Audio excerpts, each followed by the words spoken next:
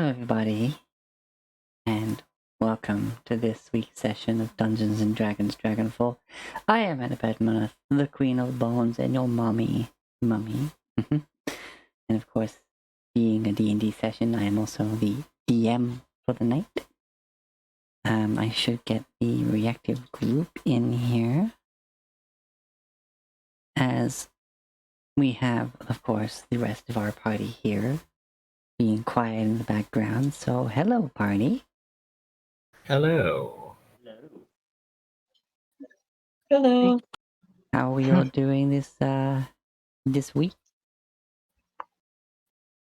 Well.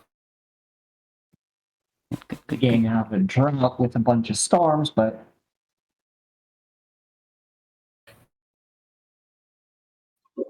Oh dear.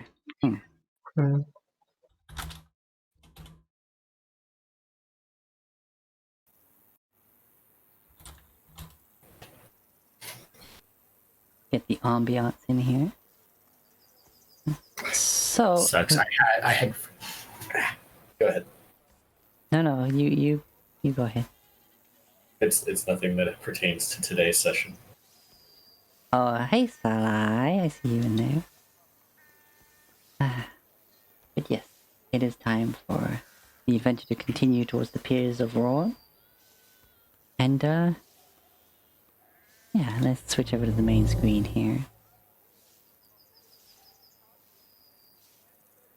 Which has the party being really tiny here. What the? Let me...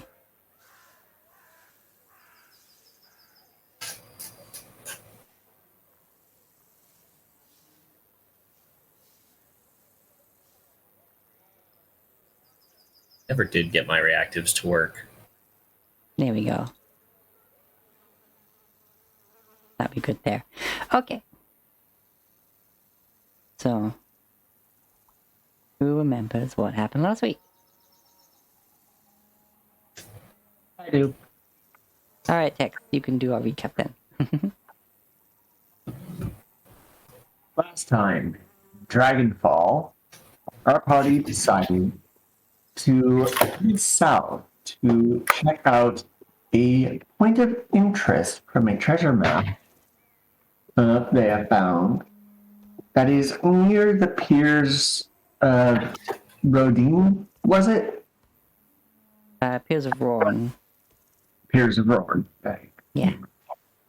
So on they went south across the small river, and they set up camp in a vast field where it seemed that night was not coming as it should, but Thorek didn't notice anything wrong. So he just woke up second watch, which was Rivet. And Rivet noticed, hey, that's not right. And after waking the party, and sending Draki to scout, found out that a farm was being attacked and set alight. The party, taking the 10-minute journey, while Kriv desperately trying to put his armor on the entire way, Hey, I need that armor. found the farm being attacked by Ankits, was it? We don't know what they were. They were giant bug things. I don't think we identified what they were. Yeah, giant flame-throwing ants. We'll just say that. Fire-breathing ants of the Angie. Yeah. Giant fire-breathing ants. The party moved around with Syrah putting out the fires with her sleet storms and defeated these creatures. And after going back and breaking down camp, they took up the invitation to spend the night in the farm. And we left off with them being shown to their room for the night.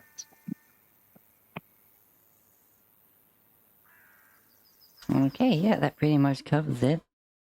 But yeah, you were shown to the room, and then I guess decided who has the beds, who has the floor. And Crib would take the floor. floor. Yeah. And I guess Stolberg would go in this corner and just shell up, I would imagine. Yeah, who needs a bed when you have a shell? Here's Rivet. And there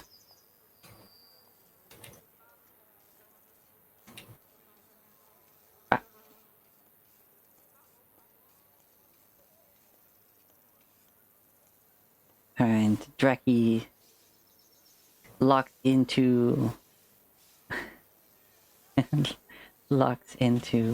oh wow, Blix's face and forms the Megazord.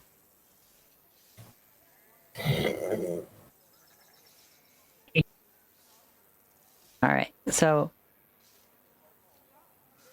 do you still keep a watch?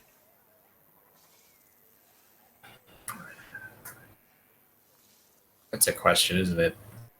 I mean, we're at a civilization, which normally we won't, but this place was just attacked. So I think Kriv would be like, maybe we should keep a watch in case there were more of those things and they come back. In which case, we would have to decide, would we start over with first, second, and third, or just restart with the second watch? I know we have to restart because we interrupted the 8 hours of sleep. Don't So let I guess and keep watch again.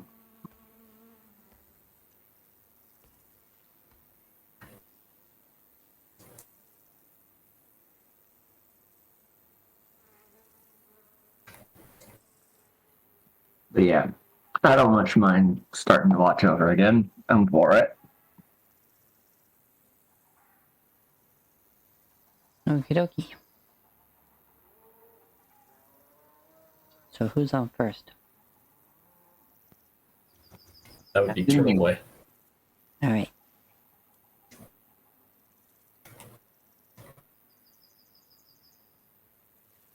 I'll plop you out here. As Soda can of course help keep watch. Yeah. Well, he'll provide the help action. And for this second rest attempt, as you're making your way out, you see the older of the men here.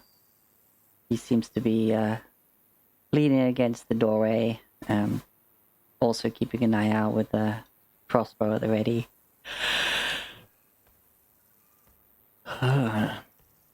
Well, usually we don't actually need to keep watch as the animals make enough of a ruckus, but after tonight, I'm not gonna be sleeping for a while. That's understandable. Our party will help out with watch. But not. Thank you. That's mighty kind of you.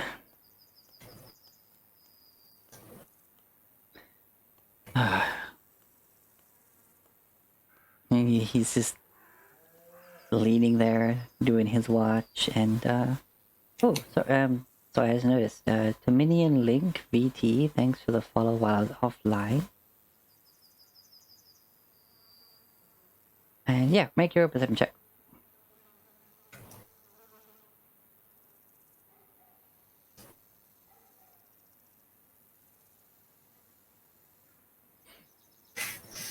Alright, you're keeping an eye out around the farmland for any sudden burst of flame. Keeping your feet planted firmly in case there's any signs of tremors or anything like that, but nothing catches your attention. And the end of your first of the watch comes rather quickly. Alright. I'll go in and wake Rivet for her watch.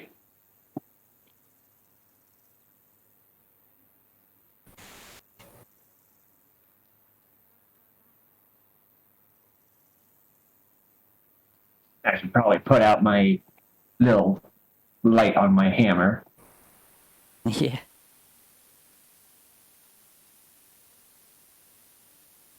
Alright, second watch then? Yep. I'll just plop you in the same place. Alright, perception check for me, please.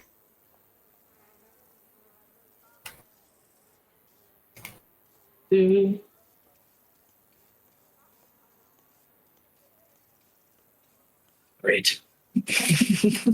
Pretty much the same. Like you're definitely keeping notice of any tremors or anything like that, but you don't feel anything.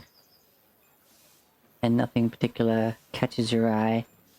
You notice some of the animals are starting to calm down.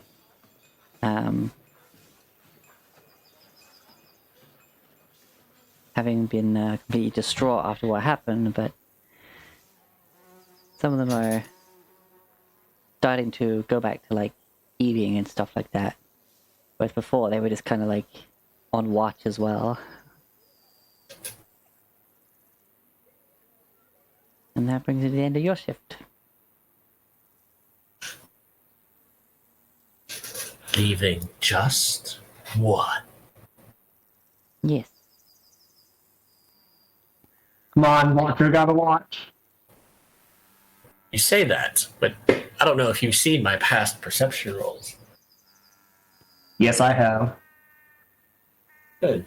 And you know, not a whole lot to be expected of me. So, Kriv will come out and he'll, I assume he sees the farmer sort of sitting there. Yeah, at this point he looks like he's starting to nod off. Having just done like 2 straight like shifts, as you would call it. Just been awake most of the night keeping watch. Yeah, would it be like 4 hours now?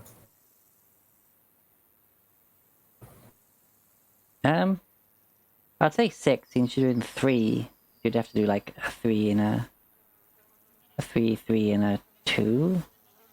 Well, because long rest is sleep for 6 hours and then like 2 hours of light activity.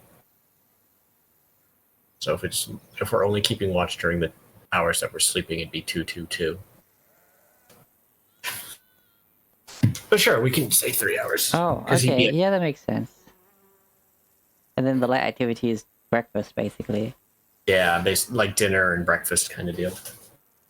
Yeah, no, that makes more sense. 2, 2, 2, 2. Yeah, so he's been there for 4 hours.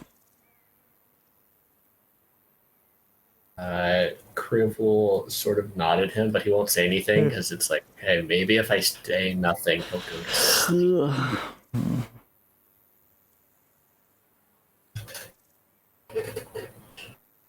Alright, make your perception check for me. Cool. Can I have Solda help me? Yeah. Perception with the help action. I almost clicked performance. Thank God for that. 12. Hey, better than that 5.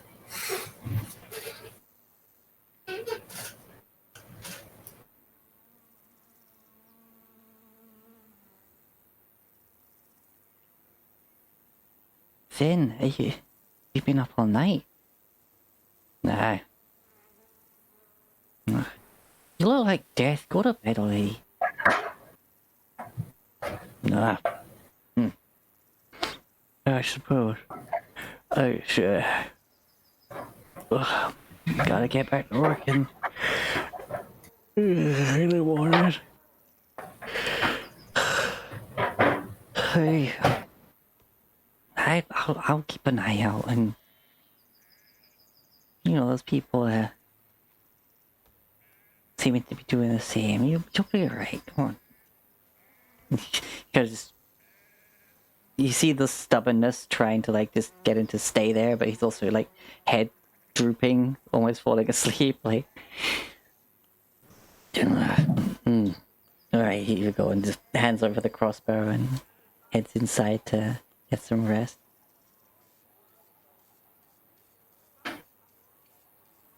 She takes his place, looks over to you, Kriv, and just kind of rolls her eyes. He means well.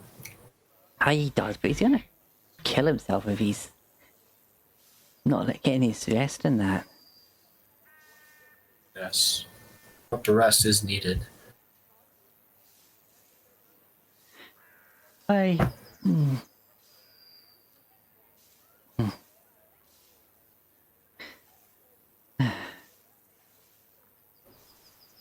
It seems like it's been quiet enough anyway. Yes. Quiet. It's a good thing. It means there's less likely to be more of these, and we don't have to worry too much about when we have to move along.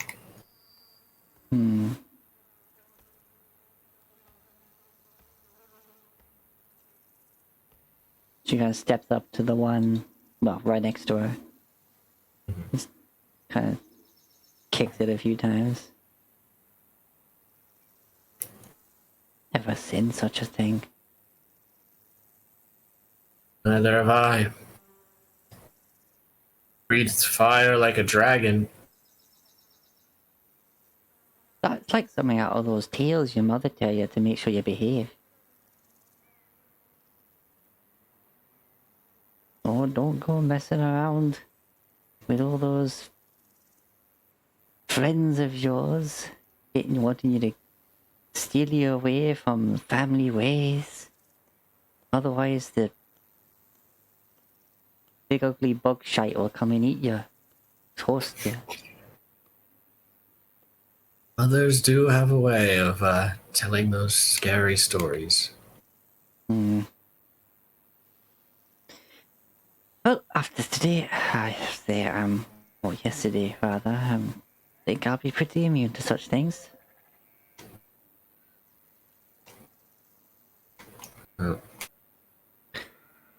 They say this truth is scarier than fiction. How do they? I heard that one. Was it stranger? Pardon me, it's been a long night. Very. It has. And if you got watch here, then you're gonna go ahead and start making something for them. The rest of them get up. Yes, I'm well enough on watch.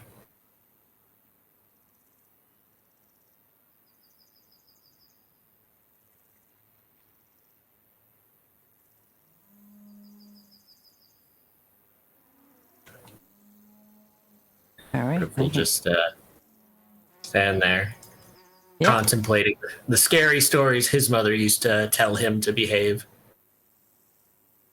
And nothing occurs. Not that I notice, anyways. Yeah, not that you notice. Meanwhile, the stream's seeing me go here, go there, go there. Okay, now it's getting to the time of the morning where people would start to rise. Kriv, you would have to come off watch and spend your time in prayer. Yeah, crew. Praise and gives thanks that these people were able to see a new dawn.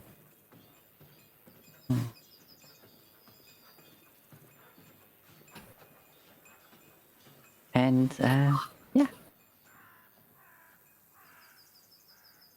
Everyone feel to wake and such at your own pace. Let's see, that there. That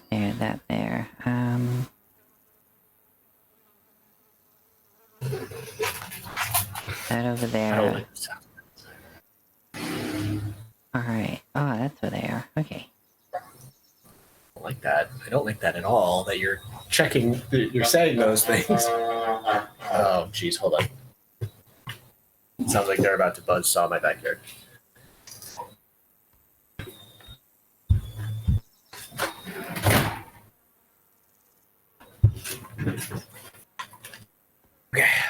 had my window open because it's hot as heck at my place, but not Ah, if there's going to be that kind of construction going on.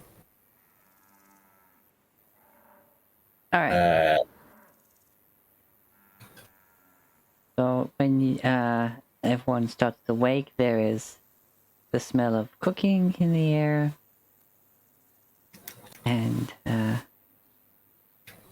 means it's quite easy to do and good for making a lot of it for a lot of people.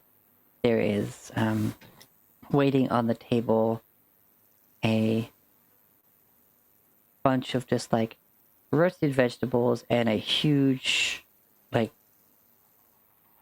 punch bowl sized help yourself bowl of scrambled egg.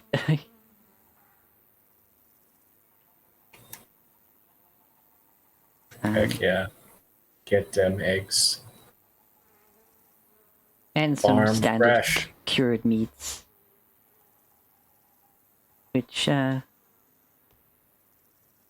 of you have seen it yet, but there is a smokehouse round back, oddly close to where they keep the pigs. Yes, who would think that they actually... It's an odd place for it, don't you think? Weird. This is what I think that is.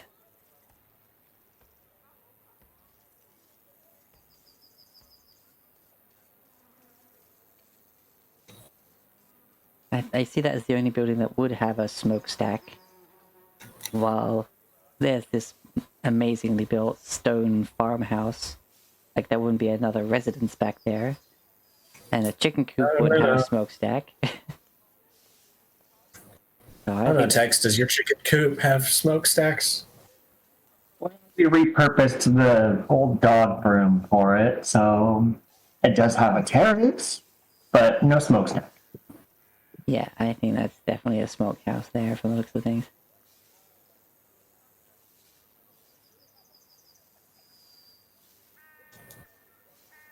Alright, anyway. Yeah, dinner is there. Like the eggs are farm fresh, as is of course all the cured meats and the vegetables, but whether it's because of what has happened and not quite knowing the damage yet, like you get a breakfast portion, but you're not getting like eat as much as you like Mm-hmm. Hero's reward feast, because she has No, no totally. idea how like everything's been affected at the moment. She just knows that she should probably be a bit sparing. Yeah.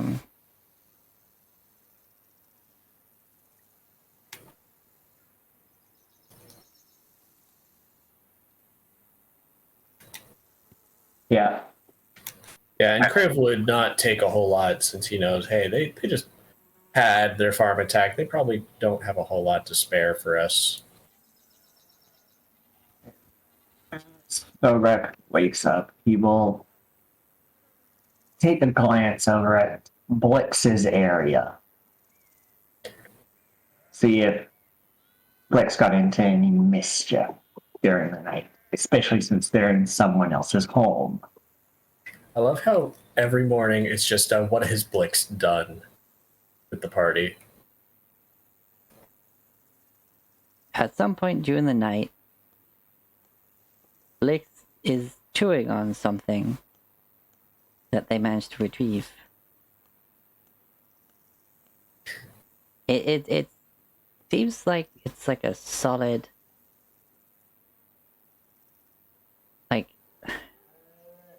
like a ceramic plate almost, only it looks like it's kind of gunky on one side. Oh, geez, Blix. Freaking Super Fox over there.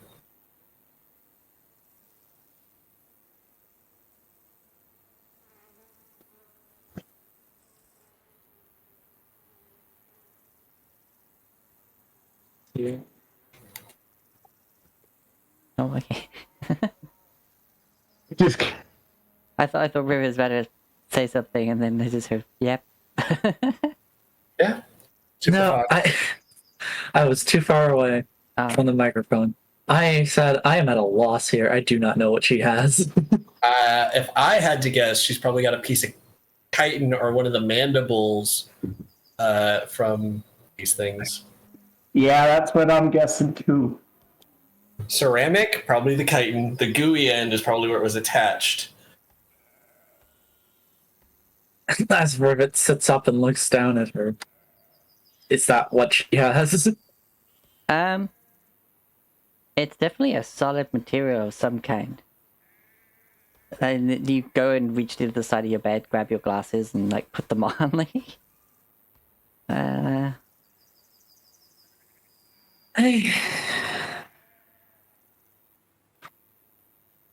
Where did you get that? Blix does the thing, like, looks at you, mouth slowly opens to put it down, and then just rests their chin on top of it, pretending that it wasn't there.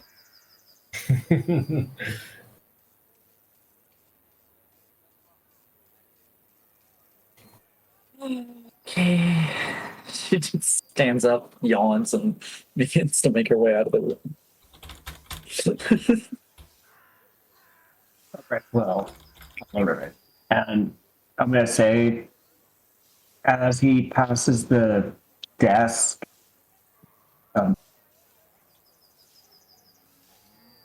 Yeah. he passes that desk, he's going to try and sneakily put 5 gold onto it, like hide it sort of in the desk. Okie dokie. Whoops. Being sneaky. Sneaky beaky turtle.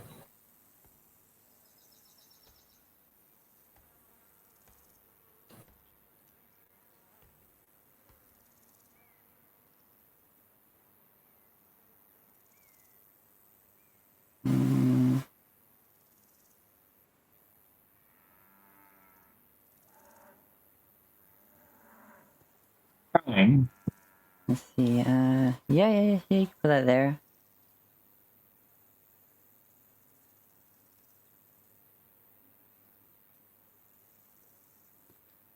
Well, and then he'll head out to the dining room, hoping he was not seen doing it. Okay.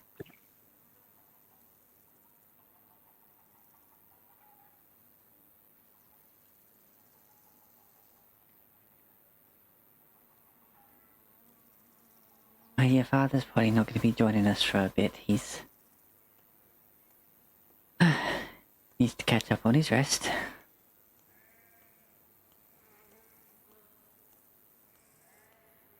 And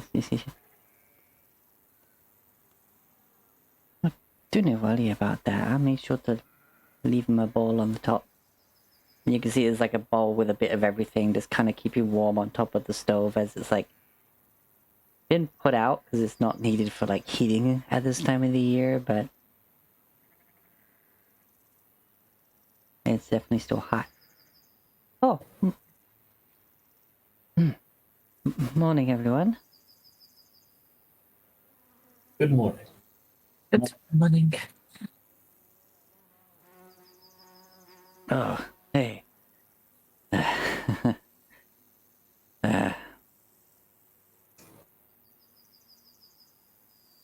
I'm just gonna get this out of the way. Thanks again. I know I already said that, but thanks. Unfortunately, I can't really offer you much more than that, but Of course. We'll try to get the parties out of the way, but before it becomes a problem. But I'm just glad that we could help. Agreed. he just nods and like runs his brushes his beard with his fingers and then just turns around and carries on eating.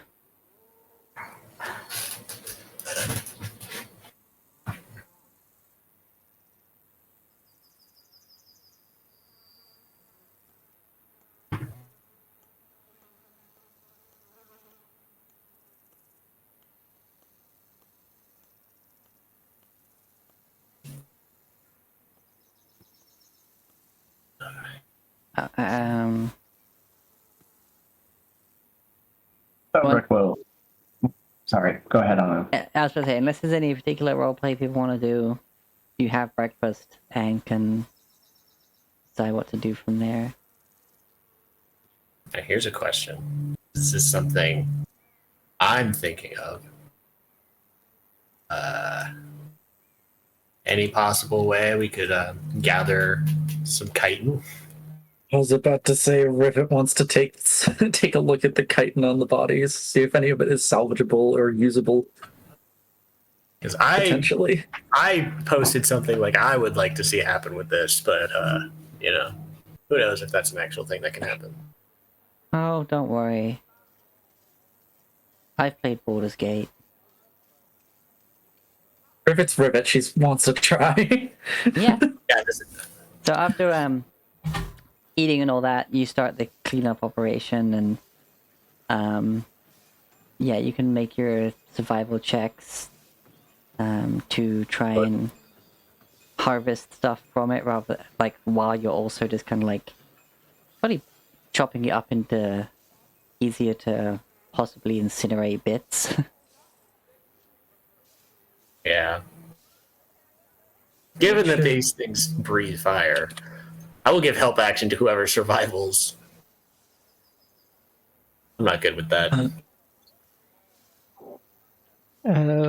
Sierra can, but I'm not sure she would go digging around in dead bug meat. I mean, Rick will start ripping off the chitin plates. I will guide, help, and flash a genius, whoever wants to give it a shot. So, I've got a +6, so let's do that. So all right. that'd be 1d20 plus 10. 1d20 plus 5 plus 1d4. Plus the +5 from Flash of Genius. You have advantage though. Yeah. Because of the help action. So just roll survival with advantage, and we'll figure out the additions afterwards. Okay. Yeah, let's start there. We can do additions in post production. 23. All right. 27. 27. Flash of Genius. With plus Flash of Genius. 32. Yeah, 32.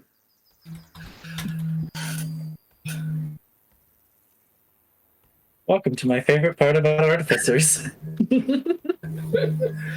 Alright.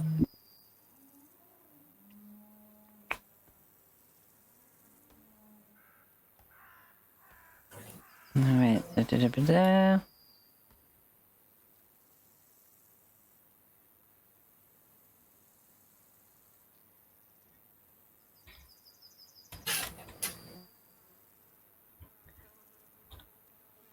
Could have been a 35 if it was a nat 20. Jesus. Alright, yeah. You managed to get 3 plates, good sized plates, from the main part of the chest of this thing. The head plates seem a bit more like it's one, the ones going along the top of the head, they're more curved because of the shape of their head, and the parts of them are just kind of like stunted because they've got to make room for the mandible, like base, as it were. So you find the chest plates to be the most plate-like. But yeah, with that roll, yeah, you get 3 plates from that. Alrighty. I have the... Well, we'll put that in the cart because it's probably not fitting in the haversack. Yeah. Yeah. I will mark this down. 3 giant firebug plates. Is that, for clarity's sake, is that 3 from this one or 3 that we find amongst the bodies? From that one. Okay. I'm gonna do it again. Yeah. Want to see me do it again? How many Flash of Geniuses do you got? I got 5 total. All right. Yeah, I I think so long as we get like, oh well, This guy comes out and like, once you're done getting like useful parts of it, and you spend time just kind of like lopping it up, like he like kind of tosses it out not on any of the crops or anything, but onto like the burnt parts of the field. Just he's like, well, I guess first idea is to see if the birds eat them. Just throw them out there and probably come back later to see if anything's had a peck at them. That's an idea. All right, that is the first one. First. I wonder how many plates we need to freaking possibly make the armor. now that Rivet's gotten a sense of like, yeah, I was about to say, now that Rivet's gotten a sense of like, about the size of like a good like plate would be, could she possibly get an estimate of how many she thinks she would need to make like a full set of like armor for a medium creature? Just a vague estimate.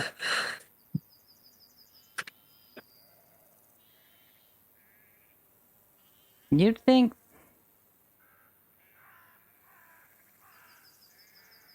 between 15 and 25. Okay. And you also, Okay. like during all of that, like that learning process, you think, okay, so the head bits are a casing, so they're not as solid. Like they're a bit thinner than the chest plates. Mm-hmm. So, not exactly fit for purpose, except for maybe bits of decoration or whatever. Mhm. But yeah, you move on to the next one. She said 15 to 25. Well, we got 6 new bodies, so 6 bodies, 4 uses of Flash of Genius. Let's see how this goes. Wait, also, sorry, how... I saw the 23, 27. What was it with the... Flash of 32. Genius, 32. 32. Alright.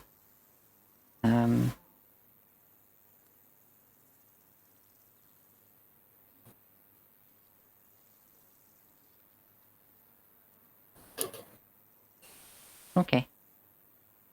Also, I noticed I had Blix roll that. Alright. getting help again for advantage. Yeah, I'm doing everything I can. I can't guidance or Flash of Genius, so I'm just doing the help action.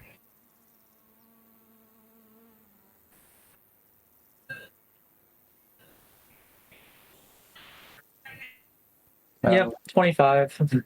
I'll use a flash on that. Yep. Alright,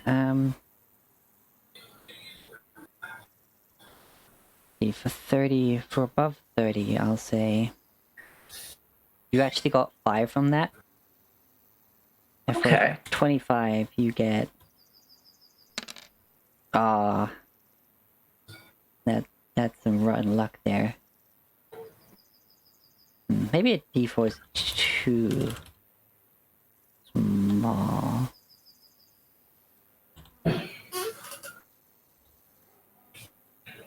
Because you are rolling really high.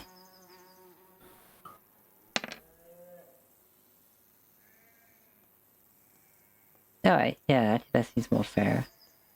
I'll use a D4 if you roll lower than a certain figure. Yeah, scaling dice depending on your result. That sounds fair. Okay, yep, there you go. So yeah, so now you got... Oh, you got 10 already. Nice. This one is gone.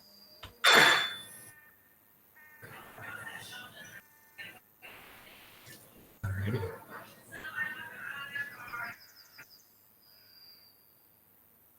Rolling again. This is a group activity. Yeah, this is. Yeah. Ooh, I'm like pulling parts. Nice. 23. I say that's a good I'm result. tempted to conserve Flash of Genius for that one because 23 is good. 23 is good. You get 4. Cool. Oh, geez, watch the stuff. All right. Okay. That one's gone. Look at that. I'm just gonna move you all and then just roll again. Like.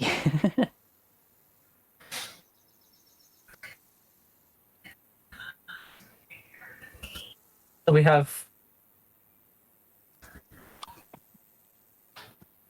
27. Ooh, 27. Yep. That is still 3. It's like some of them you look good, but then when you get them out, then you notice like, oh, that one's got a hole punched in it. Like, damn. So it's your odds go up depending on your roll, as well as the dice and modifiers used. Am I counting correctly? We have 17 now. What up? 5, 5. Because we got 5 4 and off the 3, first yep. one, 5 off the second one, 4 and 3, 17. Cool. Yep.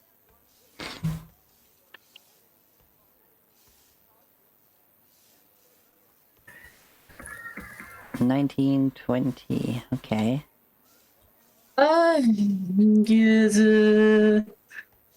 Yeah, Flash of Genius just to get it up to 25. 25. Up to 25, rather. Ooh. This one had a lot of plates. This one took mostly head and arm shots, so yeah.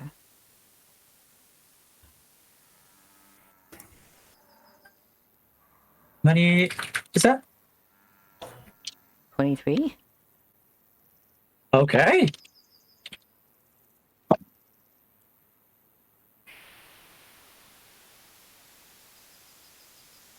Ooh. Ooh, yeah, definitely Flash of Genius, that one. That would be 17 total. to 17. That's a flat D4 right there. 1. Yeah. Oh, yeah. Was almost a nat 20. It was on the line, and then it flopped over to the 2. Alright, and then the Damn. last one.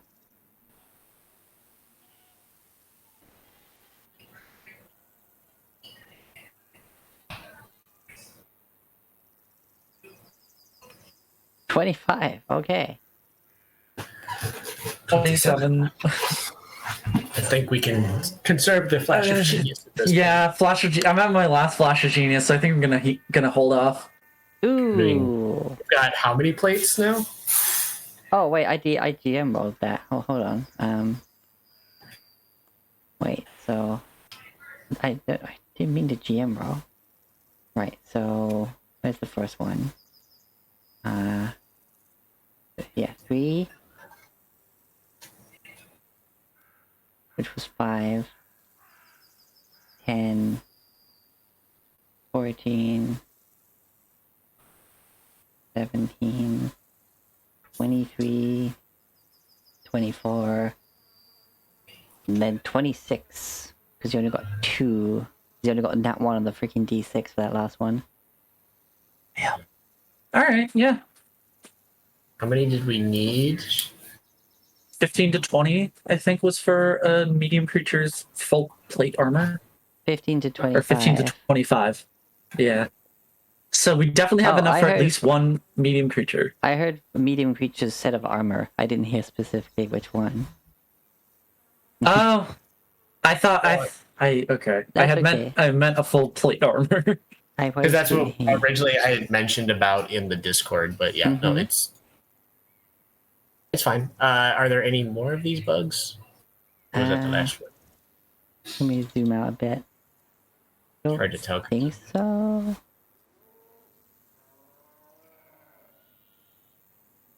That is all of them. Hi, buddy. No, leave my stuff alone. Love you, but if you break mine, Also, the total weight of these 26 plates is 78 pounds. As they Okay. weigh 3 pounds each. All right. So 26 of these plates weighs. How much was that? 78.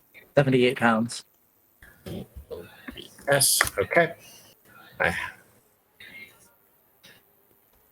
I mean, I can carry it. I'm perfectly fine. That'll put me at like 150, and I've still got like another 120 before I hit my carrying capacity.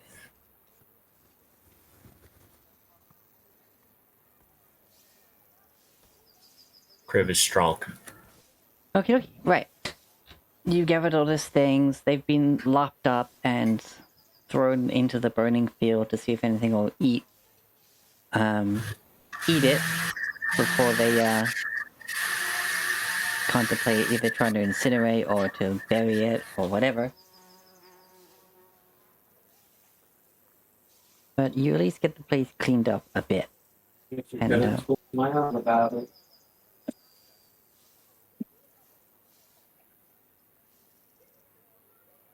No, we have done one. and you're a bit quiet right now.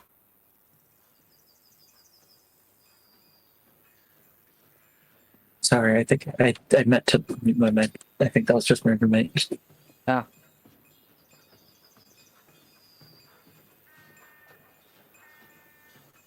Alright, well. You have a lot of materials. And you've helped clean up this farm, and they seem to be a bit delayed in doing so, but once all this is done, they kind of start going around tending to the animals that are left and making sure they're all fed and stuff like that. And eventually the older gentleman emerges to start also just working on the farm, though.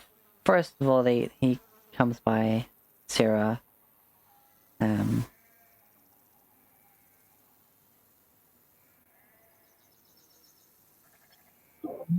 Hey, well, I need to just be getting to work just to,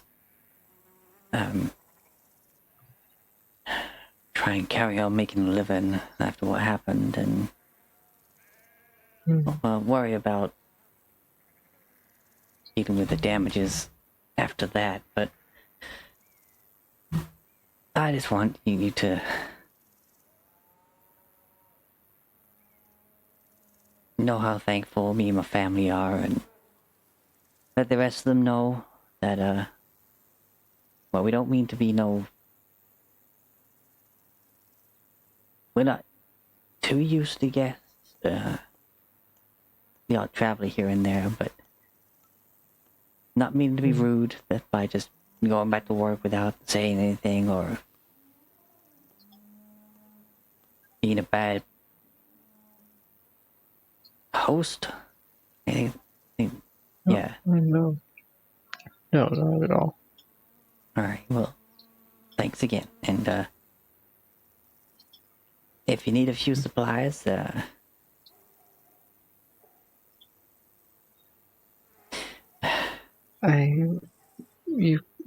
You can talk to someone else about that.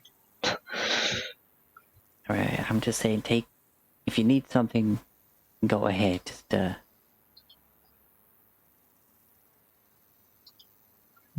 don't go too mad. We, maybe in a bit of a spot for a while. I see.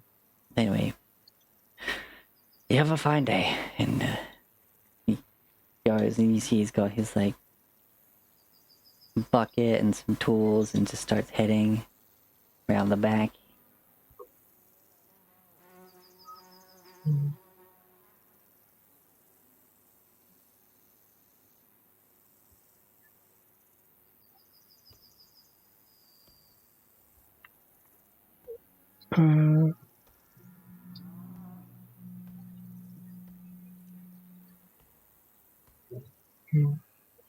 Siri's just gonna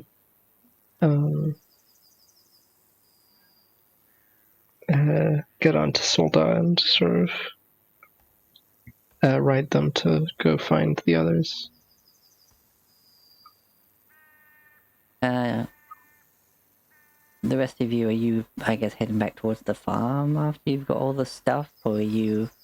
Well, no, I guess you're kind of helping throw all the parts to the burned part of the field and stuff, so... Yeah, I guess... Sarah, you'd be probably clip-clopping this way while everyone's out in this burnt part of the field, which doesn't look burnt, but yeah. It is. Yeah. I gotcha. Clippy-cloppy. Just about making the way down this path.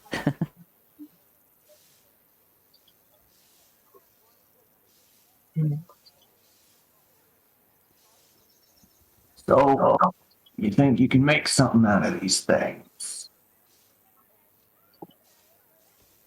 As I knock on one of the plates.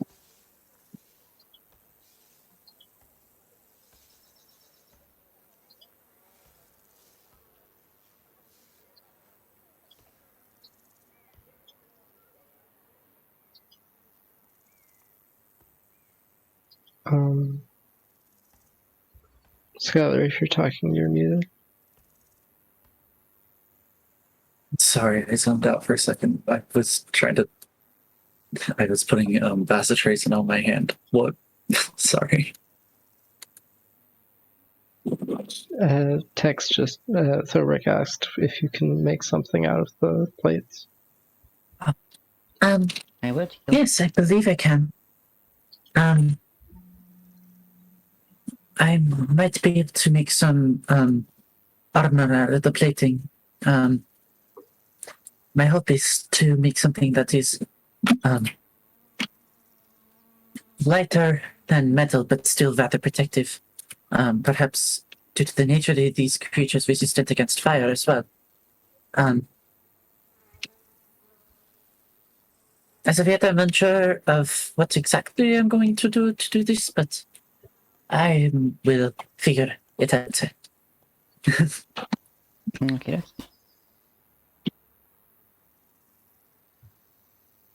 Alright,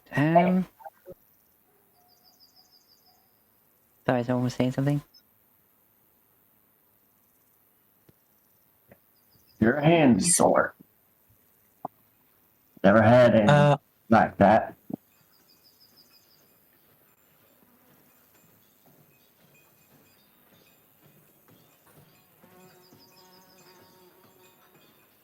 So,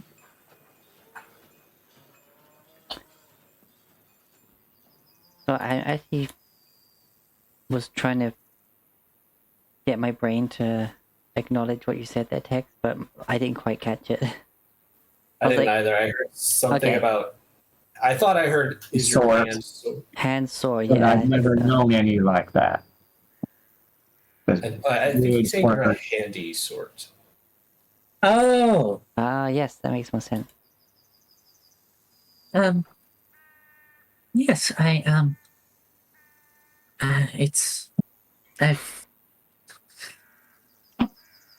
picked up a few things over in my time.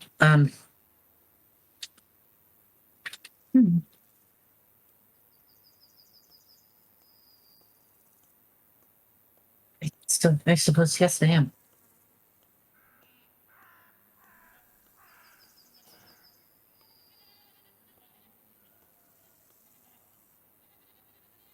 Okay. Well, what is the plan next? I suppose just to get in the wagon and carry on. Carry on my wayward son. Alright. Putting the plates in the cart since that's the easiest way to carry them. You notice Suldar pull up with the Syrah sit on it. I mean, that's a common enough sight. I feel there's not any real need to comment on it.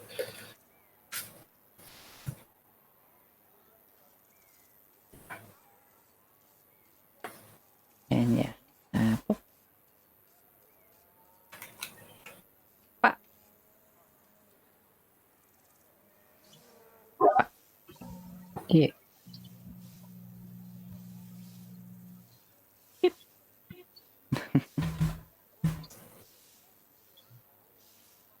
Alright. Copy, copy, copy. Back to the Badlands map.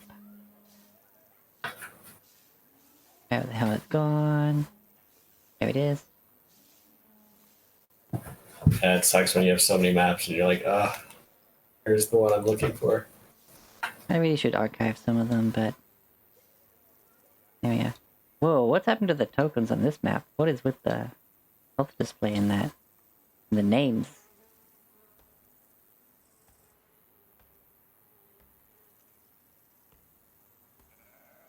One.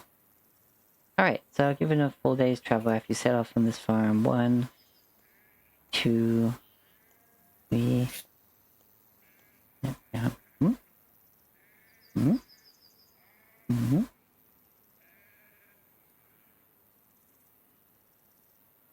1, 2, 3, and 4.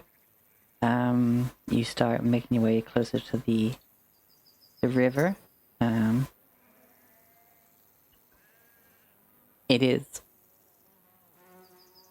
You imagine that by tomorrow you should be able to get to the Piers of Ron. But the minor problem is trying to cross the river. Being a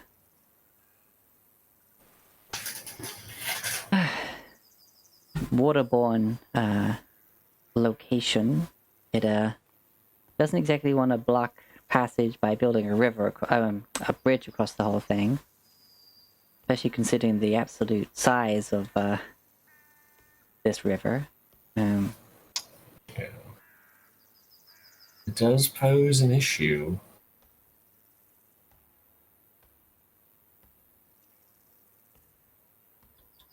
Yes, it does. But one problem at a time, eh? Indeed. Alright, so as you settle down in your camp for the evening, I imagine Rivet wants first watch purely to try and start work on the plates, or at least get an idea going. Yeah, right. She definitely wants to get just a little something going. Okie. But then again, you just did a day's travel from the farm as well, so I imagine we've had some time as well. She's had time to think about it, and I think maybe a little bit of time to design how she plans to use it, especially because it's right there and she can kind of observe it at the very least. But she probably does still have a bit of work to do. Oh yeah, plenty of work to do. Now, I need you to make I guess it's a general intelligence check, just trying to plan this out. Alright. Would I have proficiency with this, or is it just general intelligence? Flat. Taylor's tools, or I guess it's Smith's tools still. Because we're trying to make armor, so I feel that would be smithing tools. Yeah. Yeah, smithing tools. Alright. If it's Smith tools, I mean, alright. Rivet will also guide herself for the purpose of figuring this out. It's definitely too hard to be worked with a leather worker's kit, so...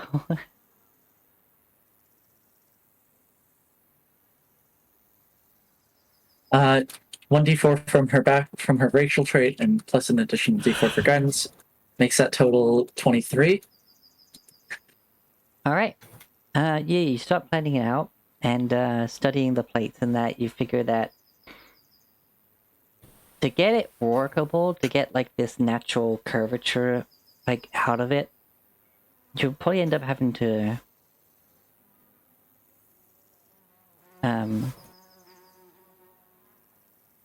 basically plane down each of the the plates, like get rid of some of the softer inner cushion of it that was like keeping it fixed, and also being kind of a natural shock absorber. As you can imagine, you probably get a much lighter material for the inside padding, such as, well, Under Armour. But actually it does the meaty padded side of these plates, almost like a piece of crackling. It's you managed to get quite a bit of weight off of one of the plates by removing it. And you figure you should better use them almost like metal plates that you're not quite sure. In your best estimate, you've got one plate that you can just kind of play around with for testing purposes. So you spend some time kind of like testing how hard you can work the material, and it turns out to be pretty hardy. It's odd though, as you can't kind of... Heating it doesn't do much in terms of its pliability. As you test it, it seems rather resistant to the heat. Would you say it's closer to, like, closer in similarity to working with wood rather than metal? Just a very, very strong wood? Yes. Cool. So some point in the process, Rivet probably switches from using her smith's tools to using almost entirely wood carving tools. She has those as well. It's like, yes, you'd use those tools for like scraping off the inside and stuff, but then you find out that you have to kind of like soak the plates for a bit to get them workable. Yeah, to give them that extra bit of movement. Make it more pliable. Yeah. Yeah. So, like, you have to soak them. Like, this isn't going to be it's not going to break down by being rained on or anything like that. Mm-hmm. And, yeah. By the time you She has to use, like, a tub that she has to cast heat metal on the bottom of it just to boil water to get it into this fucking chitin. Pretty much. If not a touch of acid if you have some.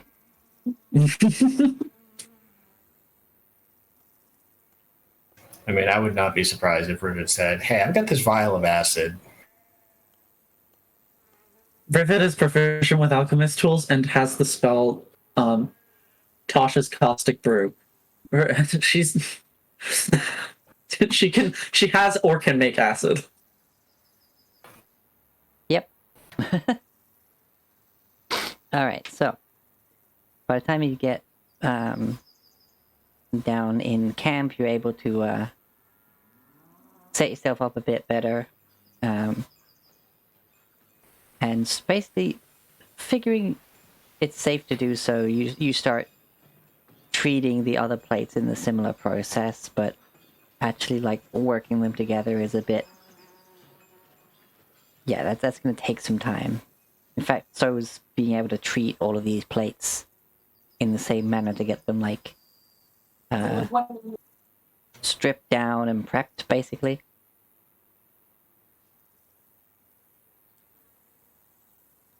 Let's see, we have...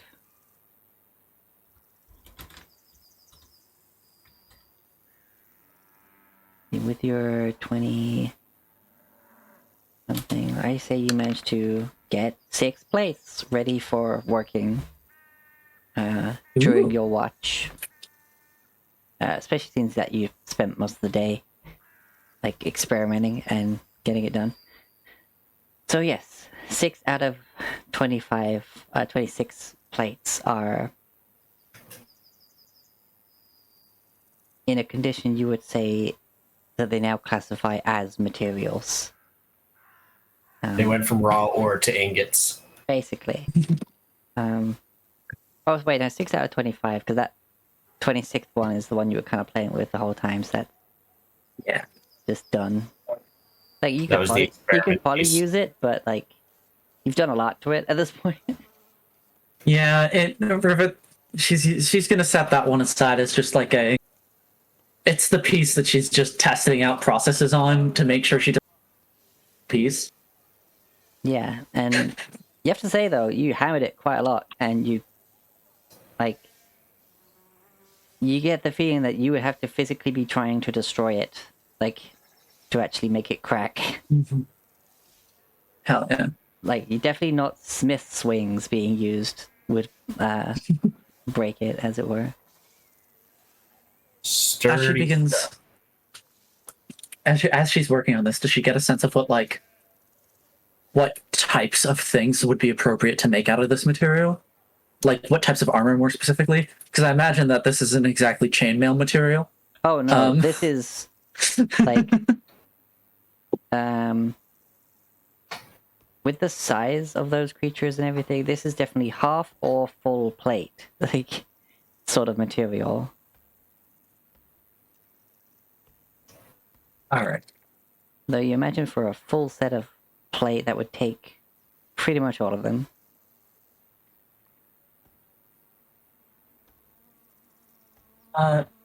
As she's working, does she notice any... I'm sorry to be taking so much time up with this, but No, it's okay. does she notice... I'm happy with this. She'll cast Detect Magic and see if she notices any magical traits inherent in the plates themselves that she might be able to bring out.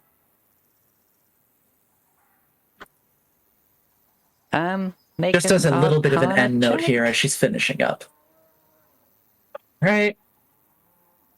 She's focusing on Detect Magic so she can't guide herself, but it's Arcana, so hopefully this will be fine. Still technically have one more flash. of 29. genius. Alright, I so, do have one more Flash of Genius, and I am about to take a long rest, but I think 29 will do it. yeah. What you notice is that these creatures and their plates were naturally heat resistant, as you saw from your testing purposes. But the side thing is that they are natural, innate materials, despite having that property. Therefore, they are fit to be enchanted with this additional effect already in place.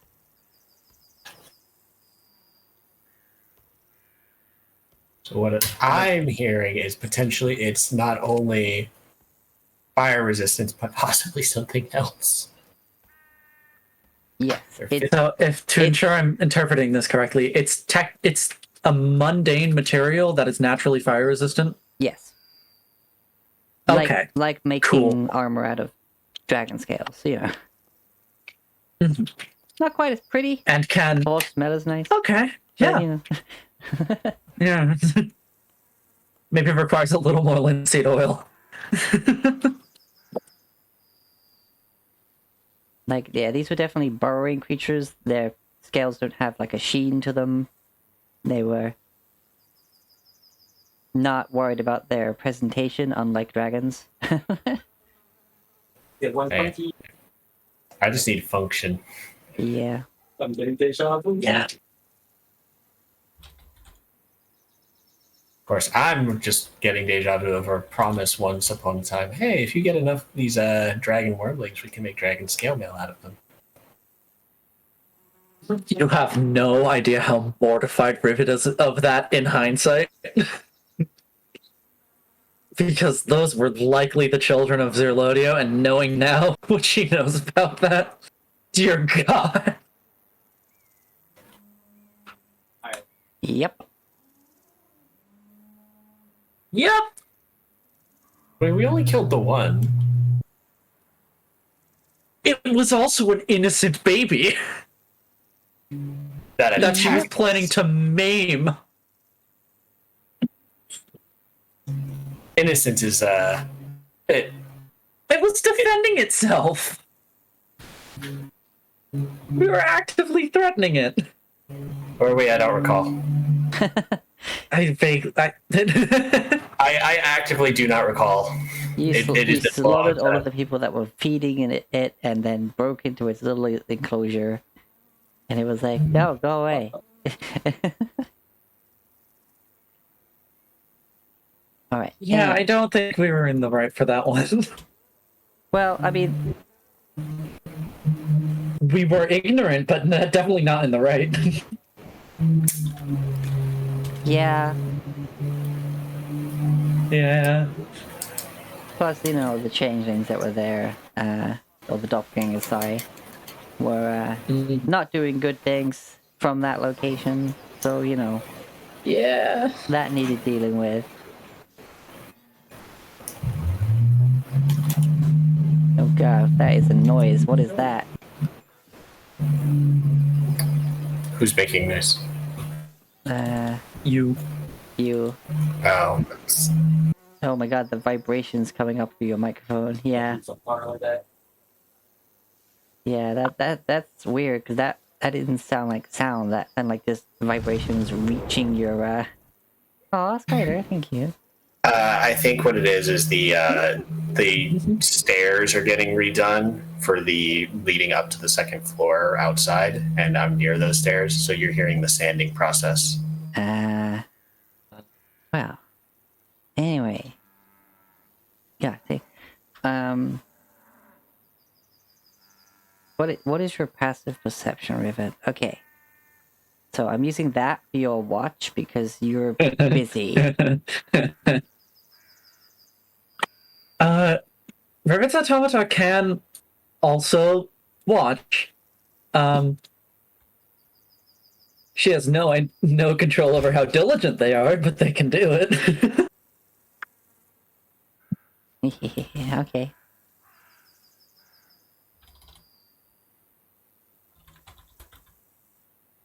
Go right ahead.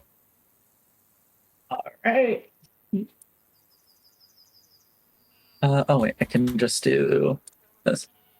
I forgot to change to Plex. That's fine. Is that still the accurate numbers for it? Yes. It's a hotkey thing. I just need to change the name so it shows the name right.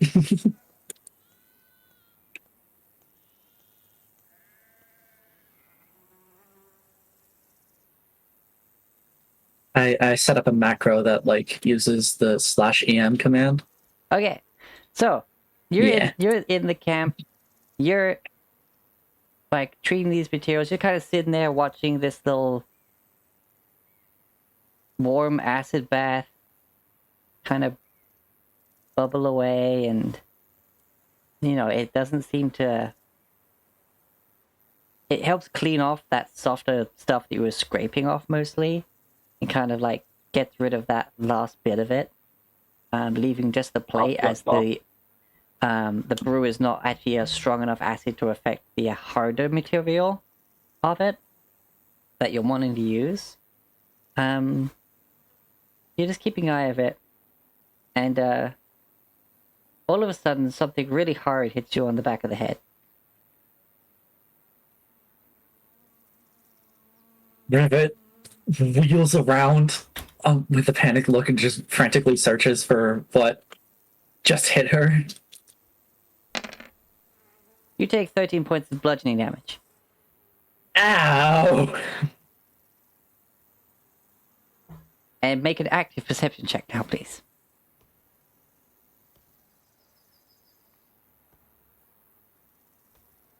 I have a feeling like the answer is mischief. You look around, and Lexus is there, looking around,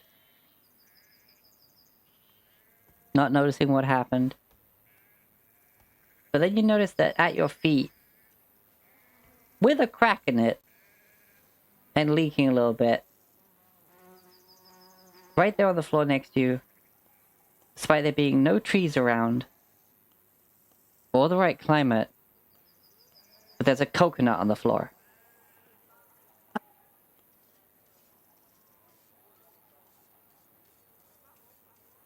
Lex, did you just throw a coconut at me?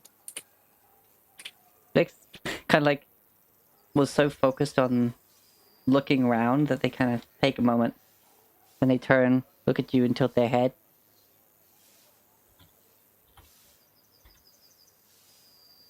Insight. And you just in your head you hear, "What's a coconut?" Prevents Rivet picks it up off the ground. This? Did you just hit? Did I just get? I just got hit in the head with this. What did you? What is Was that? that you? Did you see what did it? They shake their head. So they seem excited to Can I see make an this thing. insight? Can I make an insight check against Blix to see if she's telling the truth as to whether or not she at least saw who did it? Yeah, go ahead. 14's alright. Blix was on high alert, looking away from the camp for any external threats, and is now completely surprised that something managed to sneak in and, like, attack you. And is currently just kind of looking at the coconut, and it's just, does it crunch?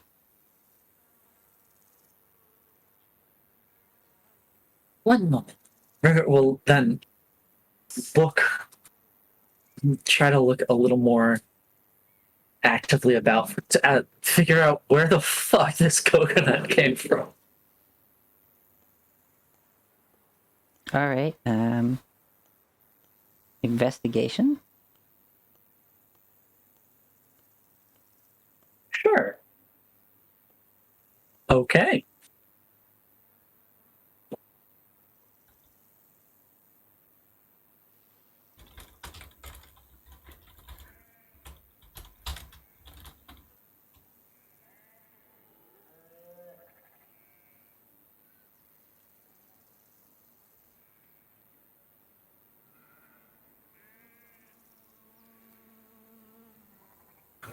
All I think right. Draki's up above playing bomber plane.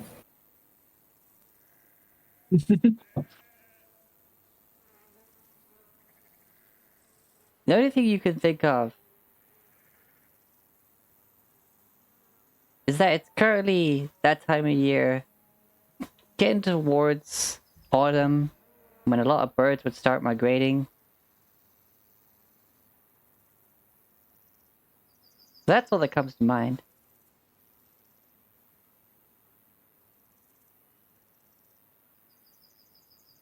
Where is Draki? Out of curiosity. You look around, it's not hard to find Draki. But Draki's just kind of sitting on Zira as she sleeps. Kind of also curled up, pretending to sleep. Because doesn't sleep.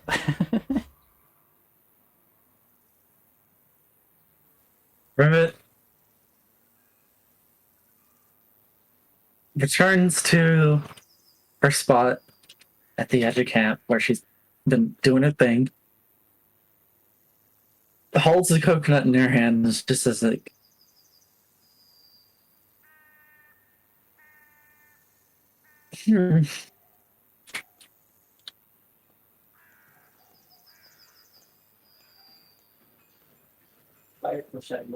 turns to Blix and says, "Yeah, it's the outside is crunchy." Vix comes up and just kind of like paws up at the coconut. Just Rivet looking will at you. hand her the coconut. Straight in the jaws. It'll take them quite a while. Like, even though it is cracked from hitting you in the freaking head, it just still takes a bit, because fighting things isn't actually, like, the Not main purpose something of the she's Steel made to Defender. do. Yeah. This just makes me think of if you ever saw the Rescuers Down Under when the lizard was trying to like chew on the rocks that they thought were eggs. Oh, yeah. And it just and he goes up to a nearby rock and just and eventually you just say crunch. Yeah. Well, not actually making those noises, but still. In a panic, as Blix comes over and goes, "I'm wet. Why am I wet?" Yeah, there's There's milk on the inside of the coconut. Ah! Blix is thrashing about, like, so confused. Like, mostly just the head moving, like... crunchy and wet. You kind of spittle the bits out. Well, they can't spit, but you know what I mean. They just kind of pour it inside their own mouth to get it all out. Just, yeah. Nah.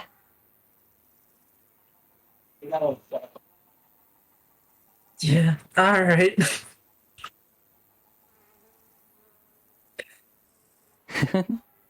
They kind of like Alright. they just walk up to you, sit down, and kind of just glare at the coconut. Got salad, burgers, pizzas. I'm... Rivet is sincerely perplexed by the coconut. I have destroyed it. I'm... Good for you. She just goes back to her work for the remainder of her watch. Blix just goes up to it, just kicks a bit of it, and then just walks away from it again. With, like, head up, you know, like...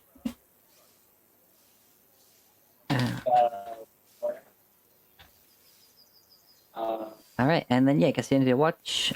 Who is on second? That would be me. Alrighty. You get up and, take your watch.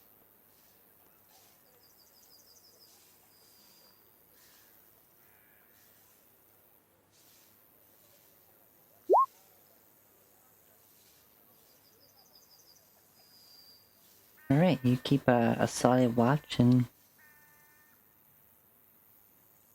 besides your normal grassland creatures, there's nothing out of the ordinary, and your watch passes.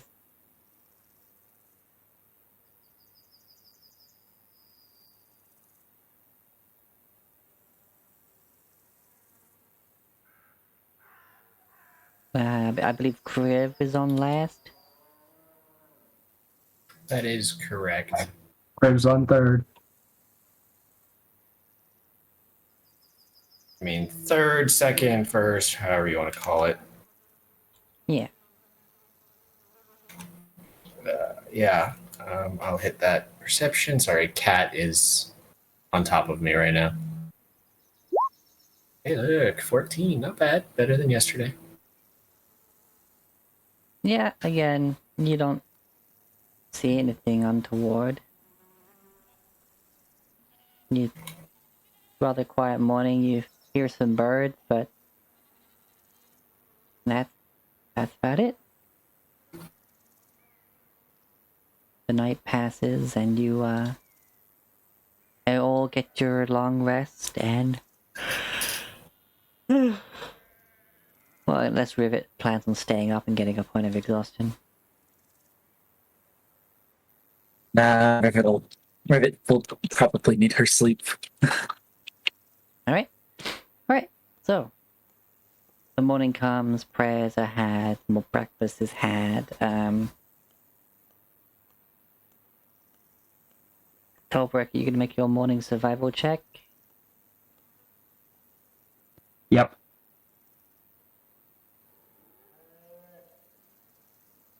Crit, alright. None of you have to use any of your rations today. And you gain a day's worth. Like each, I mean, like. Oh, we gain rations. Nice. Yes. Okay.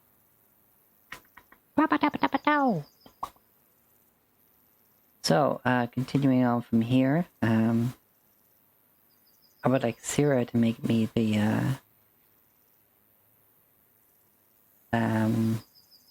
survival check for the transport.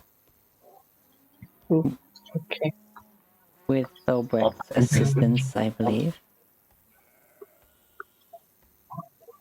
Yep.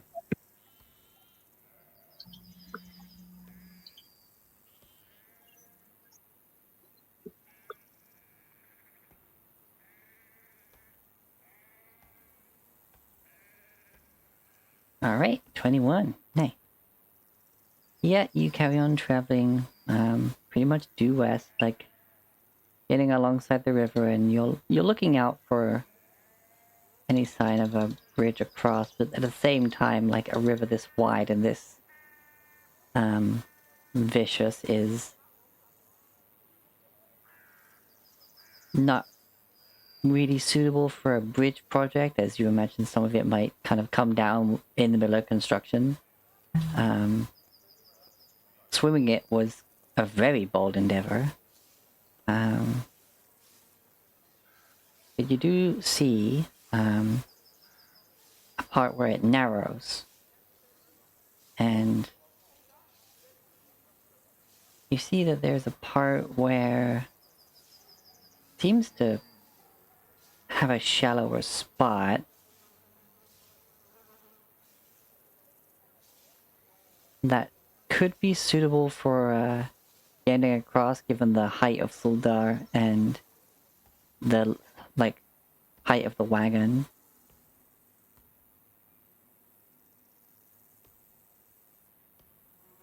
Seems to be the best option that you can find.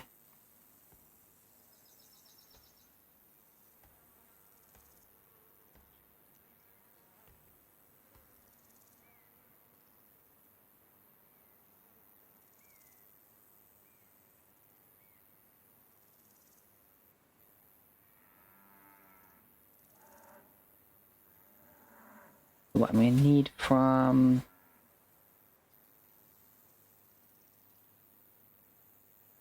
everyone who's in the back, I'm gonna need a fairly low DC dex save, and if Sarah's getting Soldar to push through, I'd say you'd need. Oh, it's an intelligent creature. He's triple the intelligence of a normal horse, so. Yeah. I would say I need Soldar to make an athletics check. Alright. Give me a moment. Extras, war horse. And Sarah, I need you to make me a animal handling check.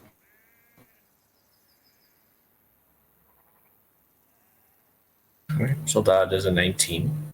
19, pretty good.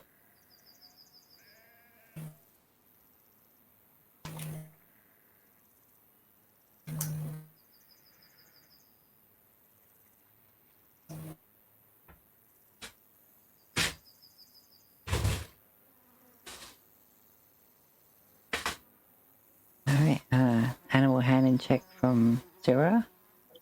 Oh, sorry, I didn't catch that. Okay.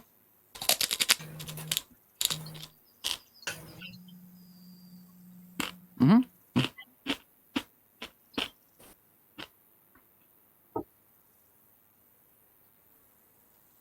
15. Alright, awesome. Good. Right, so then I just need everyone in the back to make a very low DC dexterity save. Alright. We do get the +3 from the aura. Yeah. People.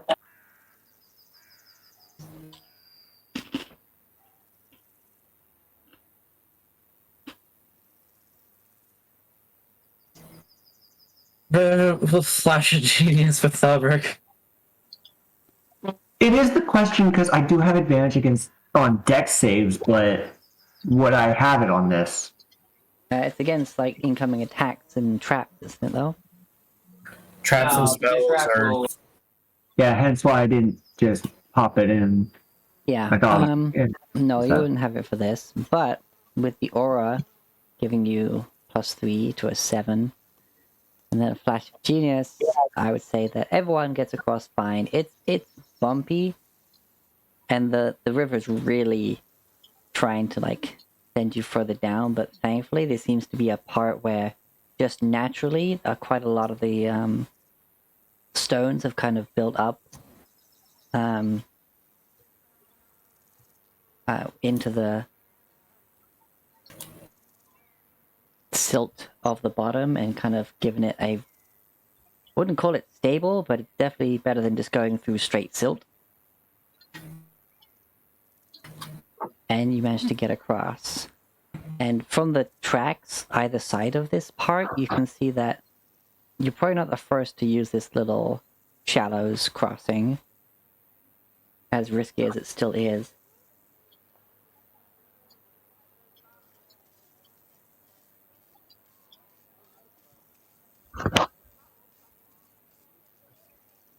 Alright, and yes, you make it to the other side. I'd say actually a bit further up. You would have to travel to...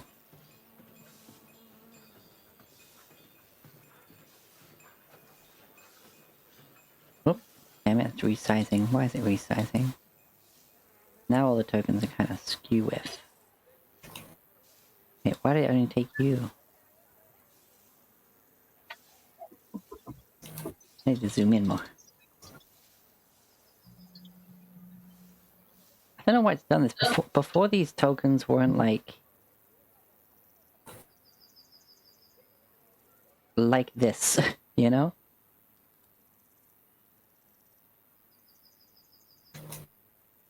No, I'm trying to move it, not resize it. No, I'm literally... My mouse indicates that it's a movement that I'm doing right now, not a click and drag. Oh. What is going on with Roll20?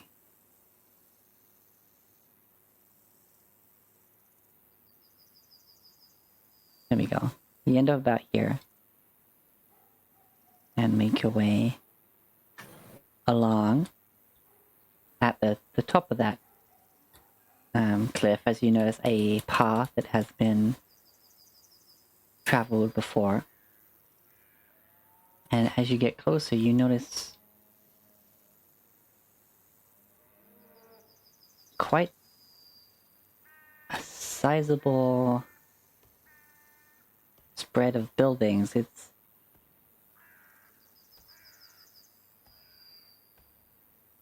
definitely on the point of being a town, not a village. But definitely not as kind of shoved together to be as efficient as possible as Orkor was. But there's definitely a good number of buildings as you arrive on the northern path to the Piers of Ron.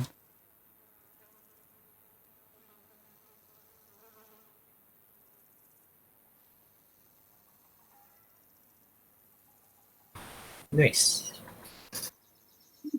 Ba-ba-da-ba-ba-da. I don't know about everybody else, but my Roll20 is not being kind to this map. It's probably gonna take a while to load it at first, because it's just a Yeah. big, beautiful picture. Yeah, I see it. I'm good with it. I had to find a new map, because the one I you found did. before, and then put down, well, I couldn't upload it, because apparently it was larger than 10 meg. Yeah. Despite it being a lot, you know, more zoomed in, just a smaller map than this one.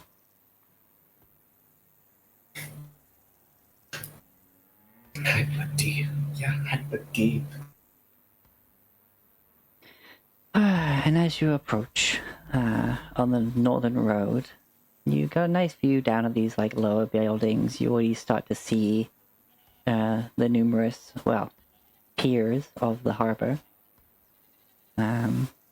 You see where the river kind of splits off and goes further inland from the main body. And on the other side, you notice a large church and a rather respectively built and kept graveyard. Just on first glance, you see lots of proper stone headstones. And even a couple of tombs.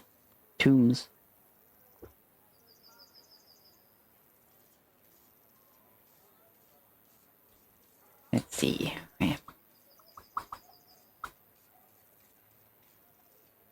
So, you are free to explore the town as you roll on in. The doors of the church are currently open. It's getting actually towards the evening, given I'm going to go up and down. So yeah, I'd say it's like 4 in the afternoon. Alrighty. Doors of the church are open. People are about. As far as... It's definitely not as, like, bustling as, say... Well, Orkor, first of all, but... Say, like, what was it? Gold Shield? Gold Shield was the big one that Rivet had possible arson charges against. But it is pretty respectable. We Like, have to keep bringing that one up. Yes. like I'm hearing about as much as there's not like a sermon going on right now, you still see like a good 10 people like in and around the church. Just kind of chatting, looking at the moment more like this, like almost like a community hall rather than like just purely church business as you go by.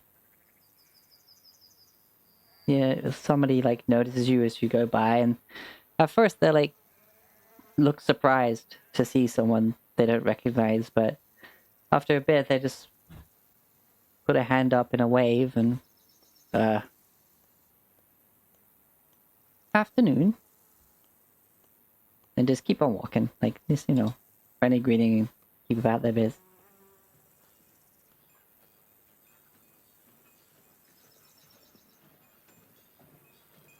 to find me a general store. Used up all my javelins in the fight at the farm. Need to restock.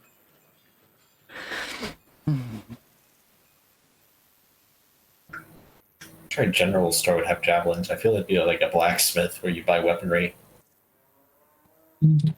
Well, considering he doesn't know that. Because you gotta remember, New Hope was his first town, really. Yeah.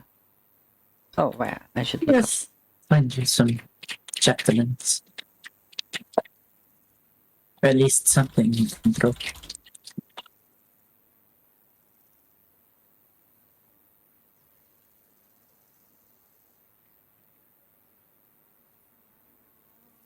I'm sure this one I'll do.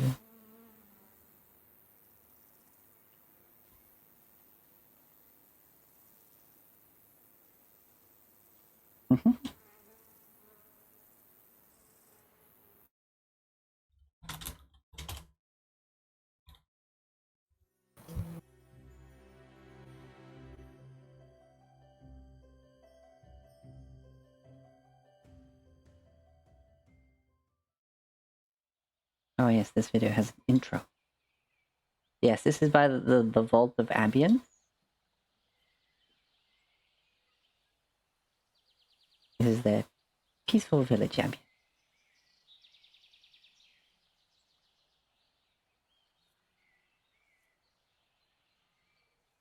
Yes, welcome to the Piers of Ron.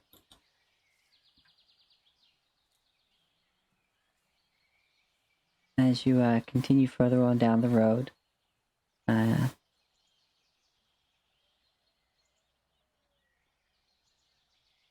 pass this very old-looking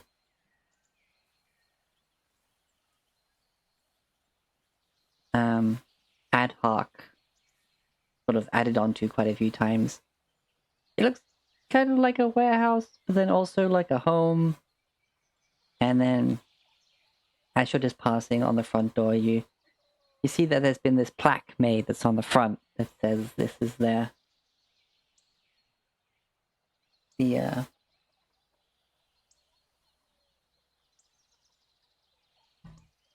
this is the first this is the house of the founder,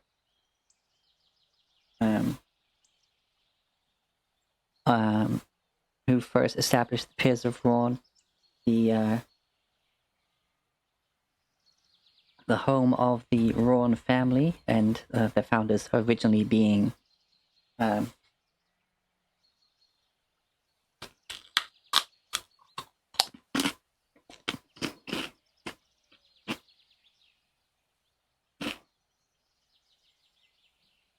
Dugo and Malok Ron.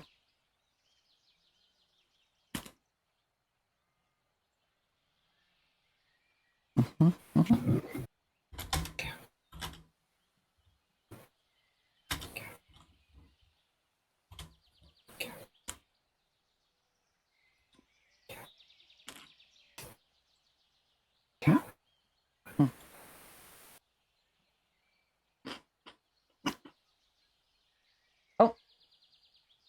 Okay, I see. Hydrate time. Everyone hydrate and stretch. I have feline interposing themselves on my lap, so it's difficult, but I will hydrate. You're too close to the edge. And since this is going to be a big old exploring a town session kind of from here, I'd say we take a break now before we get into that. Okay, that's fine with me. So say, yeah, just top of the hour, we'll come back, unless everyone's here before then. Alright. Okay. Sounds good. Alright, everybody, I'm going to be refilling my hydration after that as well, and quickly checking on a few things. Nothing to worry about, though. So I will be right back as well. And I'll see you soon.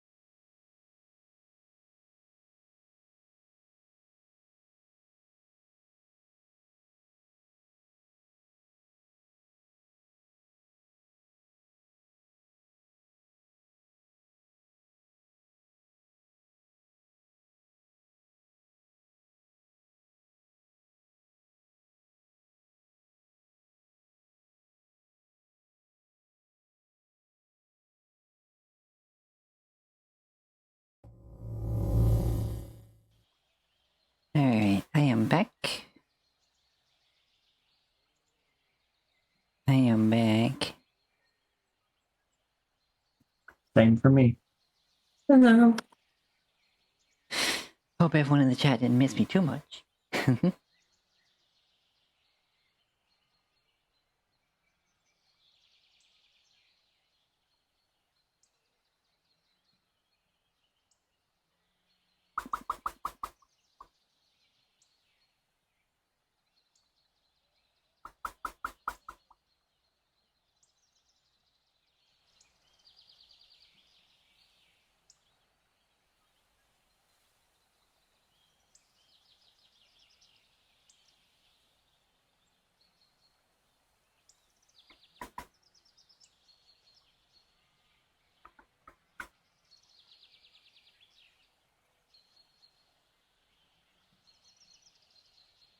So who's... We got a couple back.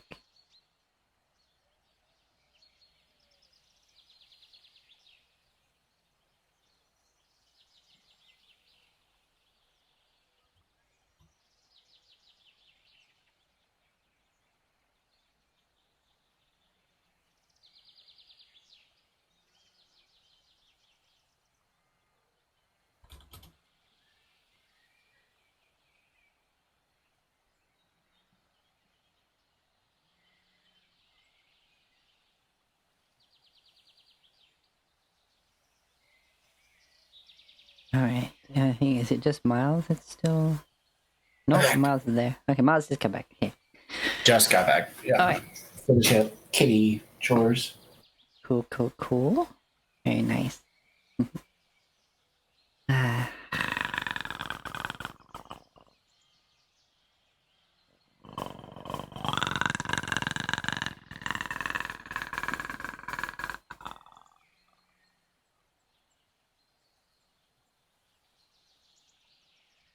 I wonder if I should have my face tracker on the other side so that when I look towards it, I'm looking towards the mic as well rather than turning my head away from the mic.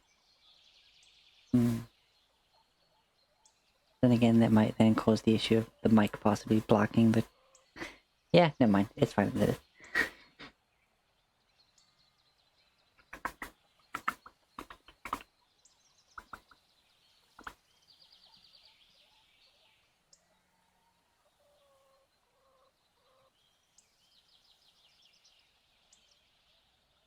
Alright, so I believe we have everyone back now. I don't think so. It's like, yeah. Maxine put in the sheet back. Everyone else talked. So, yeah, we're all here. Yeah! Alexa, stop timer. 5-minute timer canceled.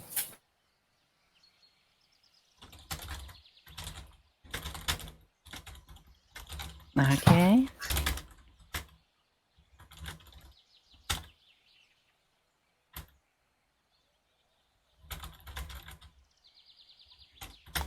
So, you're going to be looking around for a... Are you just going to kind of cruise through, just kind of take in where things are first, or are you going to stop and ask, or...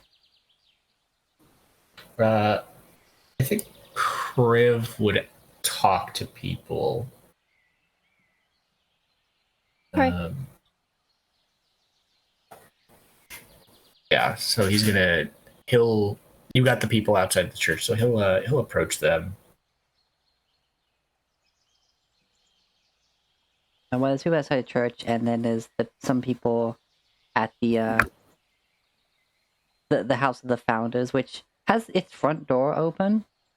You imagine that maybe it's become kind of like a museum almost.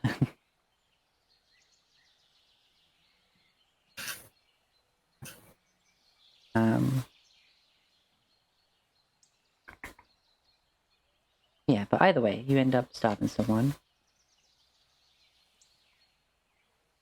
And,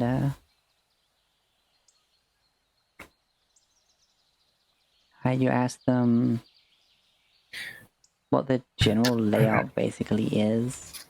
Yeah, excuse me, we've just come into town and looking to see the sights and possibly get some purchasing in.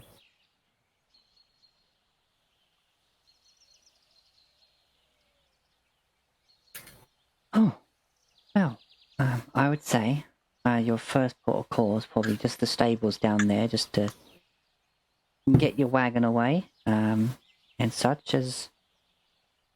Well, it'd be mighty considerate to be traveling on foot through town. The streets aren't exactly the widest, and also it's just. I don't know. I feel like things are better on foot because the moment a curiosity hits you, you can hop into a shop or one of the taverns. Is basically if you were.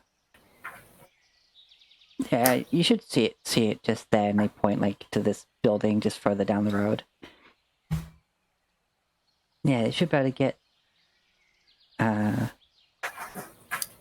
everything put away there. Yeah. And then straight from there, the building on the corner not far from that, it's just kind of like putting off the cliff, down there. I'd imagine you probably dismount and then they'd walk to the edge of the cliff and just kind of point down at the town. Okay, I want to say, what's the vibe? The vibe of this place is New Asgard. Like, just this community where everyone's kind of having to, like, much like a lot of places around here, they're all just doing their part. They all mostly know each other. And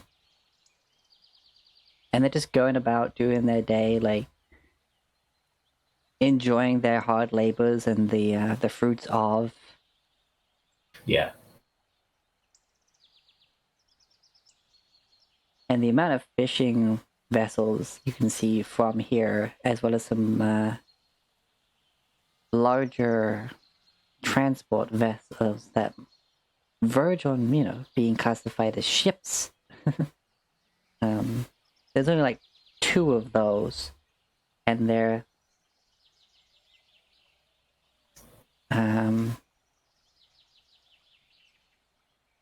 not quite like moored up to these rather small piers. They're just like a bit further out, like in this bay, as it were. Mm-hmm. What do you want out? Hold on one sec. I'd say, yeah, it's like a schooner size. Like it's still a small sailboat, like a sloop. But it's they're out there. But yeah, they point to this L-shaped building here, which is the local tavern slash inn. Much further in, that,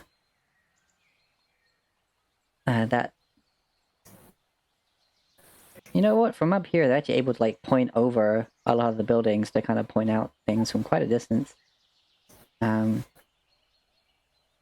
They say that like all this just dotted down the whole of this way is mostly just houses. This is basically anything like going up this road. This is mostly residents or just workplaces, not exactly places visitors would go. And they say like, okay, you got your tavern here.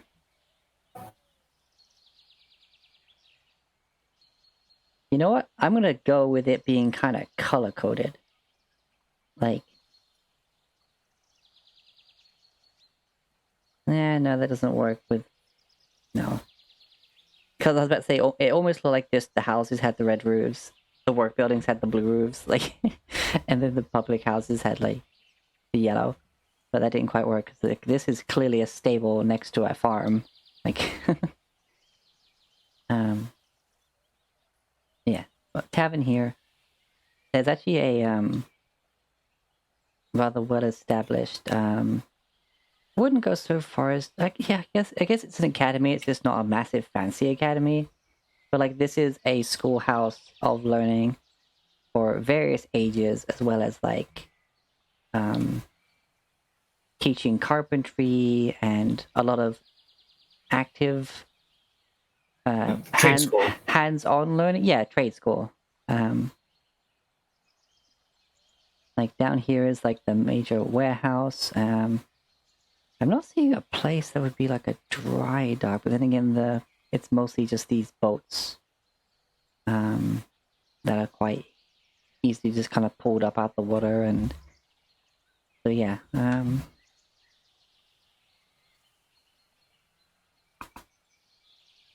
We have out there and there. This is a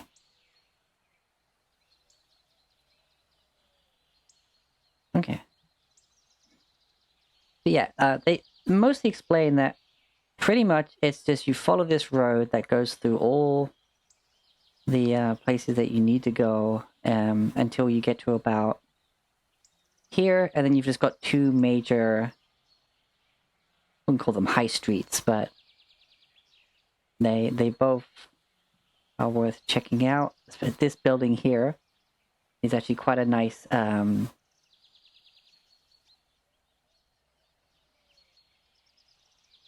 it caters to your hungers. Sitting out in the courtyard allows a lot of artistry. There's a lot of like musicians that would go there, bards practicing their songs on like an open, it's kind of like an open court. Like you go there, shoot a shot, but also they have very good food there, drinks, and a lot of rooms for rent. But it's got definitely a different atmosphere from a tavern. So they're not quite sure what to call it besides just entertainment venue. When you said catered to your hungers, I was like, that's... You wouldn't say that for a restaurant. So I was thinking somewhere similar to the Acorn to Oak again. Well, there are dancers there, not just musicians and singers and poets. But and there are a lot of rooms to rent.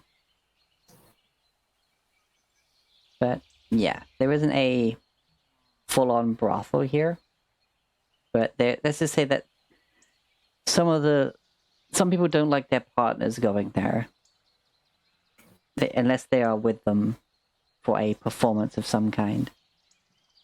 As apparently some of the more promiscuous people, well, bards and artists, kind of spend a lot of time there.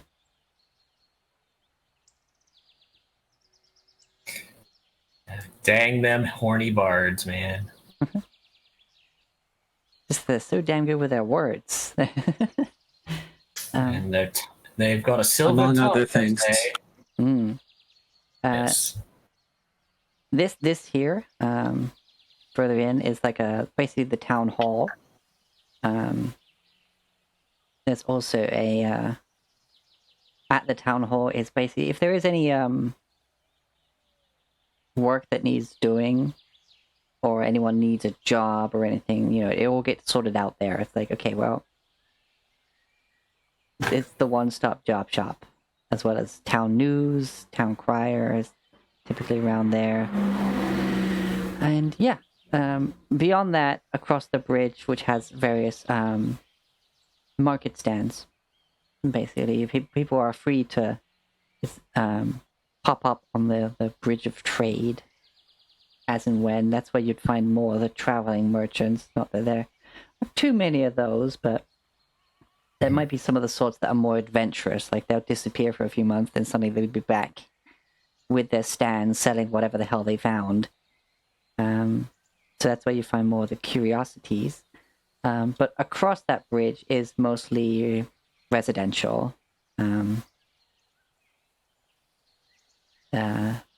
Beyond that is basically where the commercial part of the town stops. There is an observatory right here, where apparently a couple of philosophers and astrologists spend a lot of time observing the skies, plotting the next when the next pass of Zelodio might be, and documenting the stars as the skies seem to slowly be gaining new stars. Learning the passive of Zelodia might be very beneficial to us. I feel like also the fact that the sky is gaining new stars might be looking into. I don't know.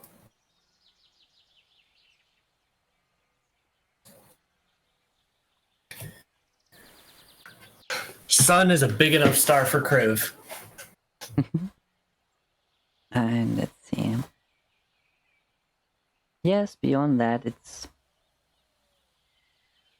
I believe, all the points of interest, really.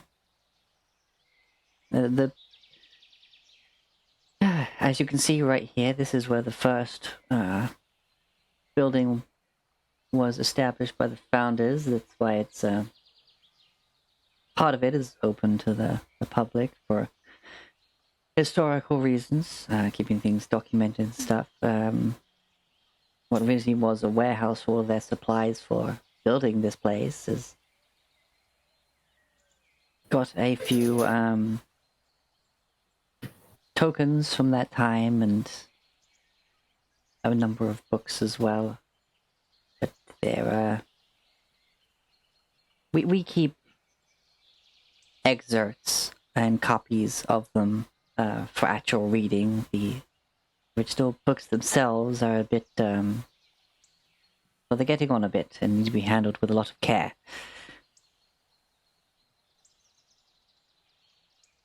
As let's see, what year is it now? Well, if I'm remembering right, I might actually get yelled at by someone who actually works in there in a minute, but yeah, the Piers of Rawn has been growing for a good 200 or 300 years, and as you can see, quite a town to be proud of. It is. Like in the distance, across the ways, you can hear people logging and just the kind of general chatter about the town further down. You hear some various fishermen kind of, can't quite hear what they're saying, but you hear some like good-natured shouting or jeering at each other. And all of a sudden you see someone pull up a fish and you just hear, "Way!"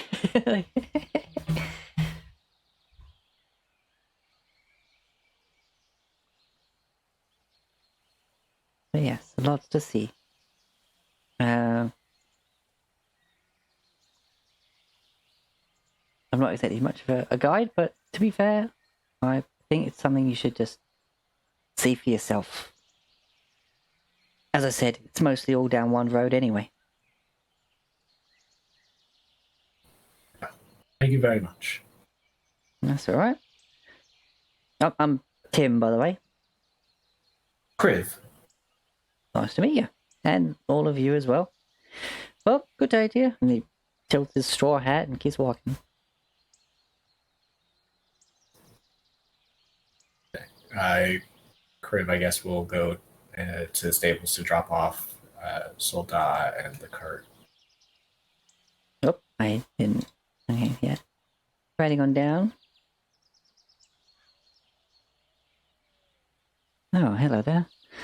Oh, new travelers in town.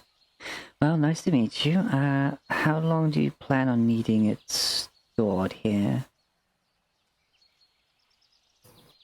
I don't believe it will be too long. Kriv sort of looks over at Rivet because, as I recall, the whole reason we were here was to check out that possible like X mark. Mm-hmm. And Rivet would know where that is. It's Probably just a day. I don't imagine it taking There's that a- much longer. Alright, well. While they're being kept here, did you want me, did you want the, saddle and bridle and all that to be, given a clean down and a quick look over? Sure, that would be appreciated. And well, it looks like a fine wagon as well. We give that a quick look over. It's not seeing anything right away, but we would like to make sure that when we give it back to you, we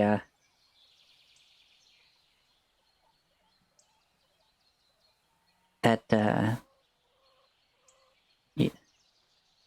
you'll find nothing that you'll be able to say that may have been caused while it was kept here.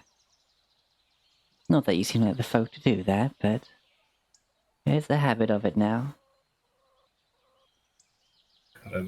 Better safe than sorry. But yes, seems you seem a bit unsure. We'll worry about the coin once you return for it. It is much appreciated. Well, welcome to the Piers of Ron. Or just the Piers for short. Or just call it Ron, but then that some people get a bit confused because they think about talking about people. Then again, some people think that taking the name of Ron out of the Piers of Ron is lazy and disrespectful, so abbreviate it among yourselves, but perhaps keep the full name around some of the older citizens here. You've got it. Alright. Hello there. He walks up to Soldar. Do they have a name? This is Soldar. Alright. Well, nice to meet you, Soldar. I'm Mavis. I'll be looking after you for a little bit. But don't worry, I'm sure they'll be back soon. Kind of gives him a pat on the neck, you know. Being friendly, but also like treating it as an intelligent animal, even though she doesn't know how intelligent it is. It still just knows that voices in general are fairly intelligent. It's interesting. He knows Celestial, but he doesn't know Common. Which is probably an oversight on my part, but whatever. Huh. So he has no idea what she's saying. Nope. So for all intents and purposes, he is just a average horse because he's not understanding her because they gain one language that I know, and I chose to give him Celestial because it's like, oh, he's a celestial spirit. Let's go with that. But Common would have been a lot more useful. I'm sure that Soldar understands the vibe. Yeah, he is wise horse. He's got good insight. All right. So from there, you're free to go where you please. So you just tell me.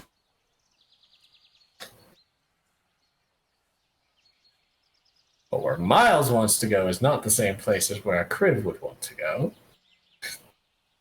Because we could hit the Oh shit! I didn't know What? that. Well, Oh, that's in the background. I was about to say. oops.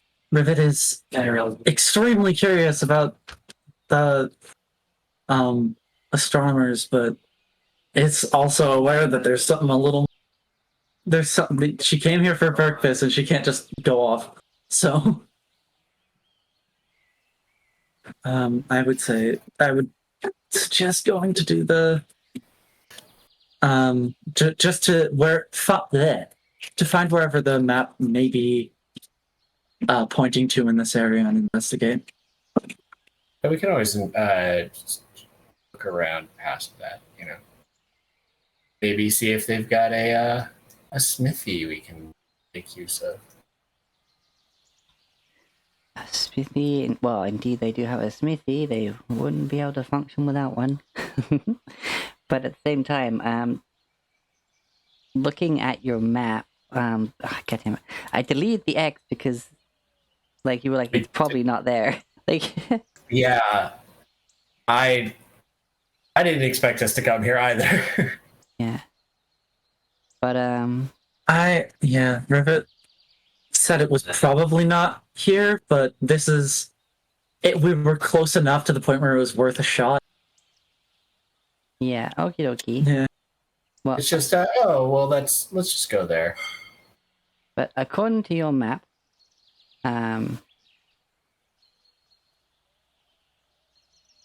did you want to try and narrow it down as to where it could be? Because you have that zoomed in part. Sure. Yeah, we can. I mean, hey, last time we checked something out, we found a ghost. We do. Yeah, it's worth. We found something at least worth investigating. So yeah. All right, go ahead and make the roll. Would this be? What type of role would this be? I believe it's I believe it's survival to try and like narrow down the point on the map, or investigate to try and find the picture on the back. I will. My vote's on investigation, but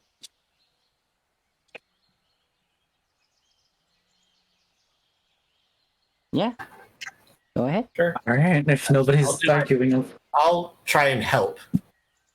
okay. Are you proficient in investigation? No, never mind that. I guess I should have asked if you were proficient in survival the last time at the farm, but yeah.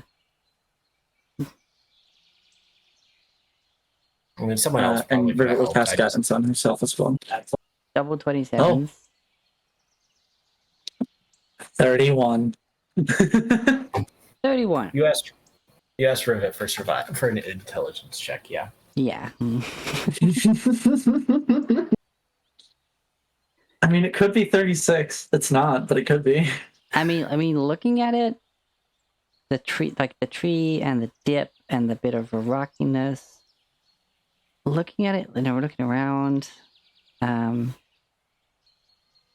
From where you are now, you don't see it, but later on in the day, as you're traveling through town, you look out and you actually see over on this little like outcrop. That over there looks pretty close to what you've seen.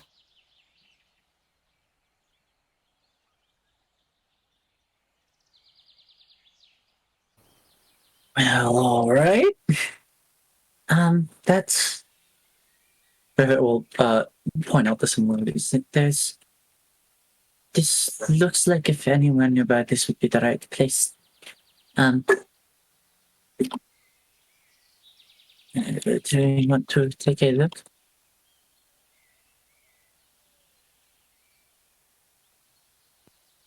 Yeah, we can take a look. First, Just put a little X on the island there. Oh, whoops! I messed that up. I am. I should put it in a better color, actually. Beep. Beep. Here we go. Alright. Okay. But you notice that Okay. later in the day, depending on like when you head through town, because of course, like from where you are, you can't see this, but I'll have it that you're like, as you're walking through, you're kind of like checking it every so often. Yeah. Is there a way over onto that outcropping? By a rowboat, or you could see about trying to. This little channel here only looks to be like 15, 20 foot wide. Mm-hmm. I remember trying to jump on top of a wall and running head first into it. One place. You can do that. Our best option to get over there would probably be a rowboat, but if we didn't want to do that, I could send all three of you over, but that's it. Or one of you over and back. I believe a boat should suffice for our purposes. Whoa, Oniharu, thank you for the raid. Welcome on in. You raided them and now they're raiding us. Exactly.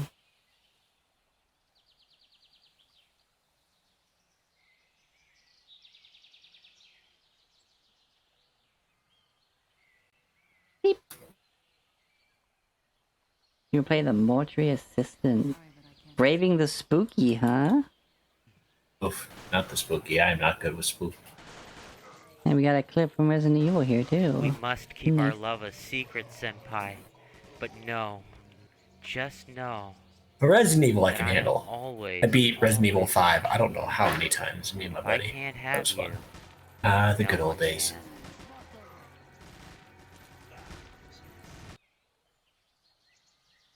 can. Yandere Ada. That sounds about right.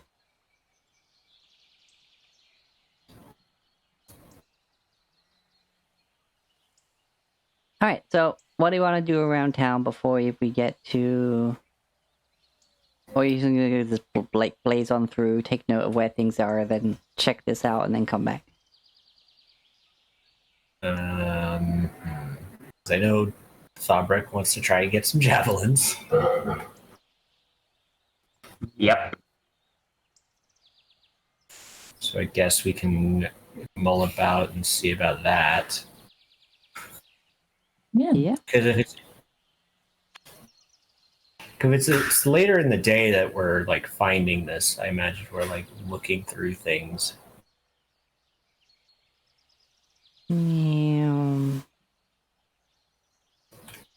Yeah, so like it's getting towards the time of day that maybe some of the shops start closing. So like I don't know if you want to maybe do the shopping in the morning or whatever. Yeah, we could do the shopping. I mean, I already know Rivet's going to be like, is there anything that sells magical stuff? Yeah, and as you're I going mean, through, well, things do seem to be a lot quieter on the What? What just happened? Ah, Fred Bad Bunny, thank you for the follow. And let me just wrap you all up so you can be nice and cozy in the chat there. Welcome to the Mommified. But yeah, as you're heading through, a lot of stalls have started like closing, especially the ones that are just stands, not shops. And yeah, you figure that it's probably gonna be a lot better for shopping once tomorrow when everything opens up again. You go across the bridge of trade, and yeah, like there's hardly anything open there. There's this little person selling like baked goods that's just trying to get rid of the last few. They're like, oh, meat pies, just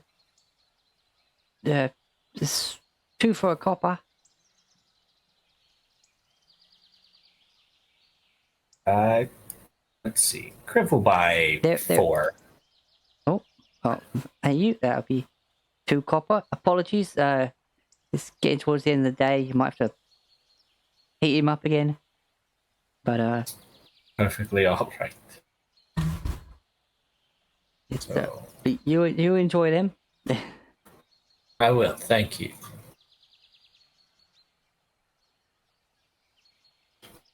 Two copper. Puts me in that.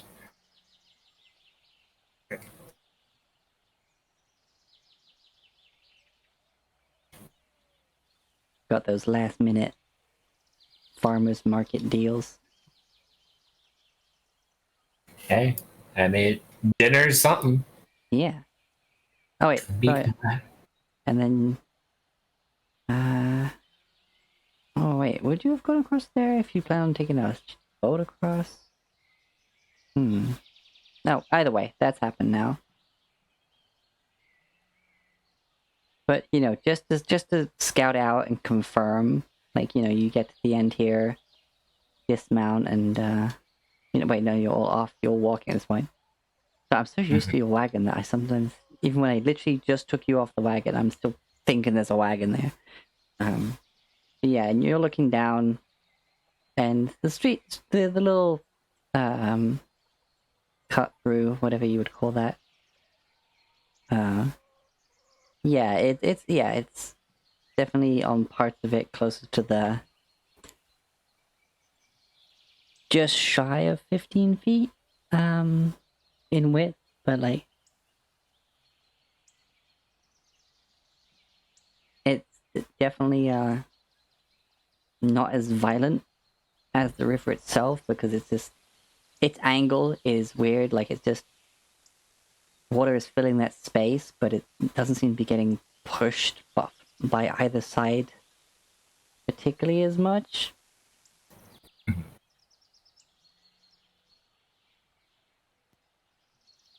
Trying to jump it.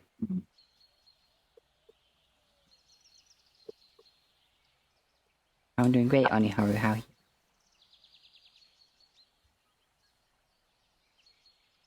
By all means, jump the channel. Channel, that's it.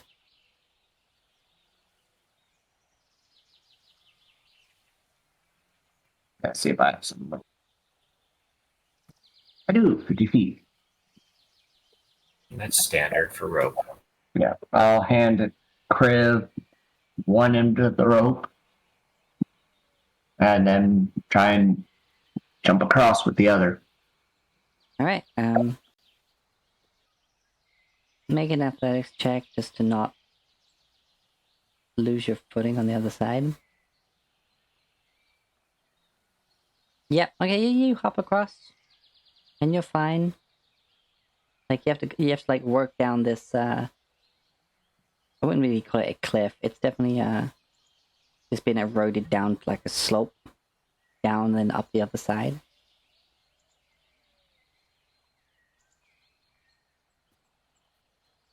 The sun is starting to set, so nobody seems to notice you going across like that. I'll hold the rope taut for the others. So I suppose since it's between me and Kriv, it'd be for Rivet and Sierra.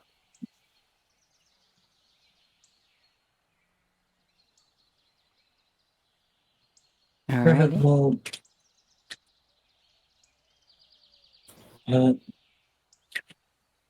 let Draki remain on one side to cast guidance on anybody trying to cross. Okay. And we'll also let Sue go first if she wishes to, and kind of just be ready to cast a save spell if she begins to be swept away. Okay. Yeah.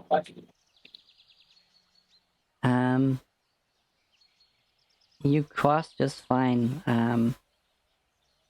With the assistance of the rope, it's not difficult to get across. You feel that, given the not being particularly rapid here, and reasonably shallow, especially compared to the river itself, like, you imagine that people probably come down here with their kids to do a bit of just basic line crabbing, like in the shallows here. Like, it's still a flowing channel, but yeah, it's not a particularly dangerous spot.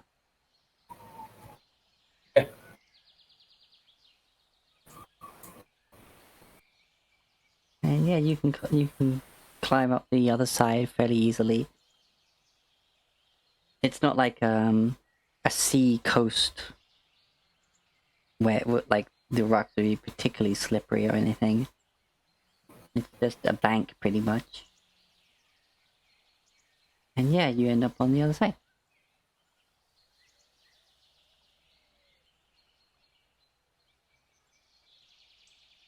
Just with these few trees and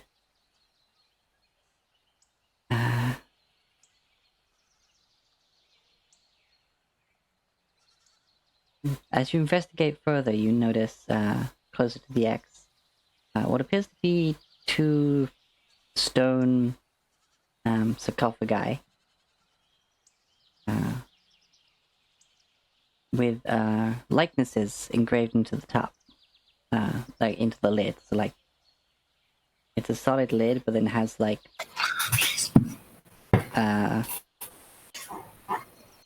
these two tiny dwarven figures. Yep. Just carved into the figured. top of it. It sounds very similar to what we found down in Dwarven ruins underneath Gohadaza. Mm-hmm. I figured it for Dwarven at that point.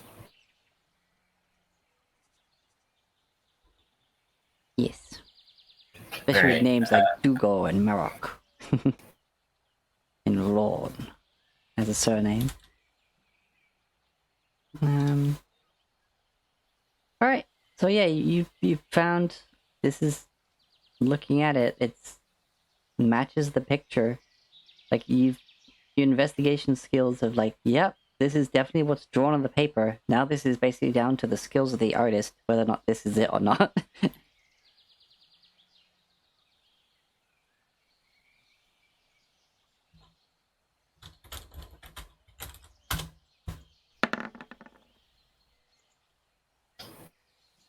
Alright. Look, we followed the X and found more dead people.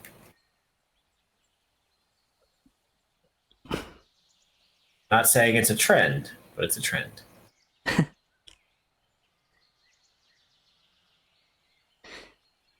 Alright, so who's got a shovel? No one.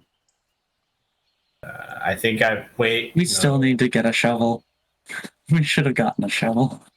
I think I considered it back when we went to dig up Sybil, Mm-hmm. but I don't think I got one.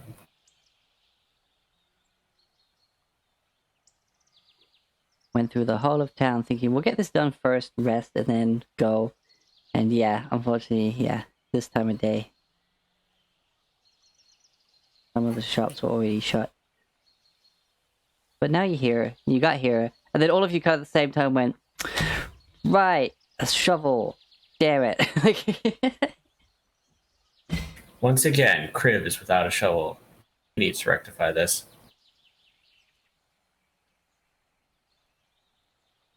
Alright, so how are you Going to be a Hoketh cleric at this rate.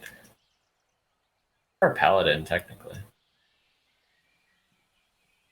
Sorry, reference to another game where basically the god of death paladins used shovels as their weapons. Ah. Diddly-doo-doo-diddly-doo. It's pretty badass. I thought it was cool. Yeah. Sorry, it just made me think of Shovel Knight. Hey, I've got a character for Ruby who uses a combat shovel. Nice. Alright. So, you, I guess, having to use your weapons again to dig? Yeah. Axe and shield kind of deal. Got his big meaty claws. They aren't really claws. Have claws. Yeah, turtles get claws. But unless I take a specific feat, I don't get claws.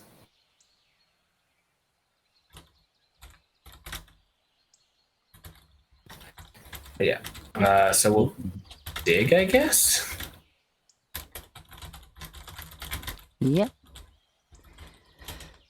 Yeah, I ain't got shit. Alright. Yeah, you rolled high enough from that investigation check that, it was definitely going to be a lot, Hey,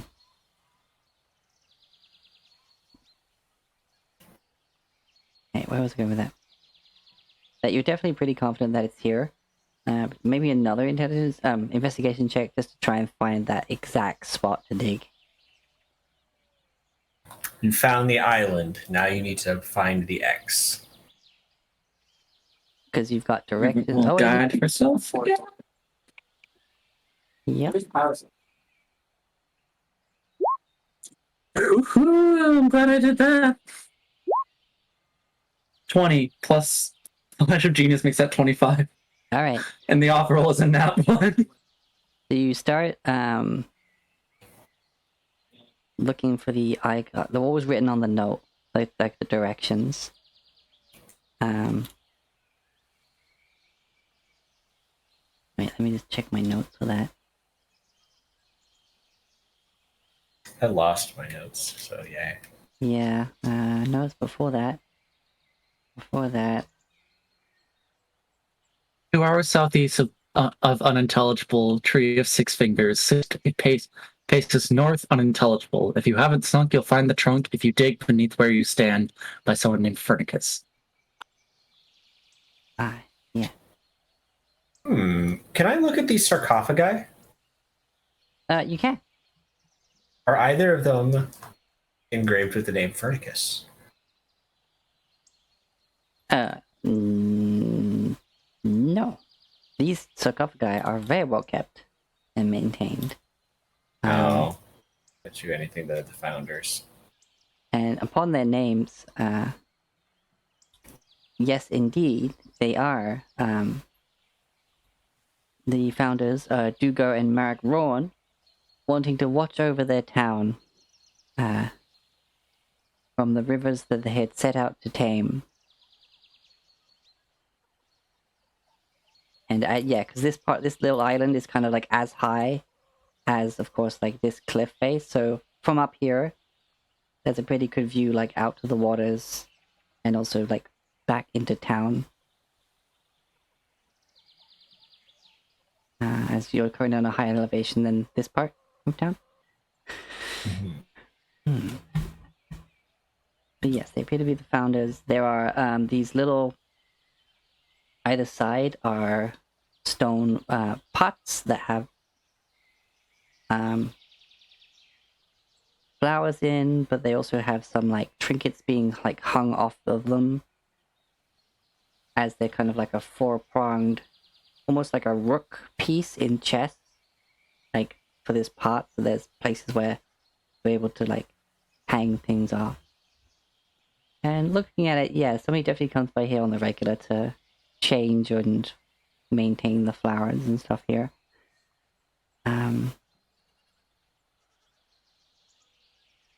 But yes, you find the six-fingered tree, which is an odd way to describe a tree, but you look around and you see this one tree over here that actually has almost entirely on one side like these 6 branches, and then on the other side is just a big old one singular extremely thick branch. So looking at it for a bit, you're like, this is kind of like, looks almost like a hand but with 6 fingers. So this has to be it. And you start your paces. It was, sorry, east and north, right? Why is it not written down here? I have the 6-fingered tree, unintelligible. And then the notes stop. I'm not sure what happened here, but I may need it written out so I can fill in the blanks here, because I apparently must have stopped, or it didn't save the rest of the passage or something.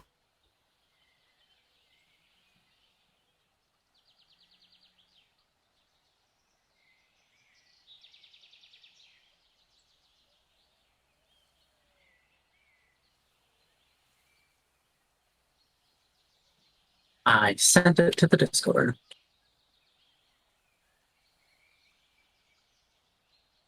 Let's see. There. Alright. I wrote pages by accident instead of paces, but Yeah. Okay, you're not quite in the shallows here, but you're like right on the edge of here where you look down, you're like, oh, yep, I could easily tumble into the water here. So I have not gotten wet, so it's probably where you're standing now. And you start to dig.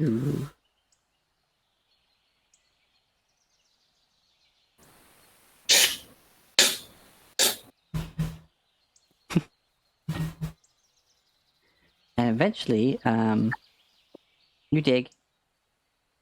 And you dig. You dig, and is this the right spot? Yeah, you're pretty certain. Dig. And you get about 6 feet down, like you were digging a damn grave before you feel, not a thunk, but, sorry, what are you using to dig with? My shield. My claws. Yeah. Your claws. Oh, okay. Shield, axe, claws, hand.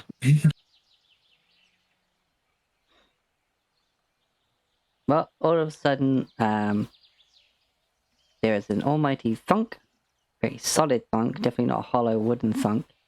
And you, let's say that Thobrick has the equivalent of breaking a nail, and suddenly just full strength, like, dig, bang, just straight into a solid stone. And you find not a wooden box, not a coffin, thankfully, but it's a stone about 3 by 5 foot box of stone.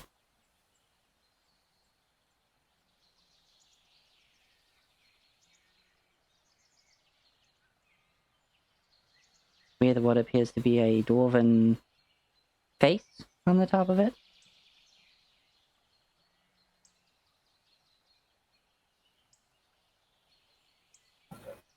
And it's not so heavy it's unwieldable, but it's made of stone. So, getting it out of there, and moving it to one side, you have found this box that has a pretty hefty, not a padlock on it, but there is definitely a place for a key in this chest. We found chest. Da-na-na-na. Yes. All right. Rivet's gonna use detect magic really quickly just to look it over, see if there's any immediately obvious magical traps. Okay. Now that we've already dug the thing out of the ground. Yep. Let's say, that's a good way to look at that. I'm gonna pop this in the chat here, just, something like that. But, that top part is just the face.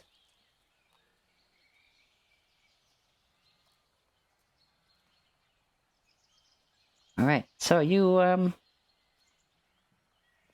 check it for traps. Did you, using detect magic, you said? Mhm. Okay, there is a,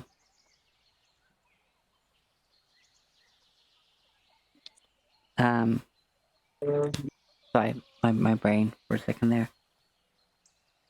It's devoid of magic.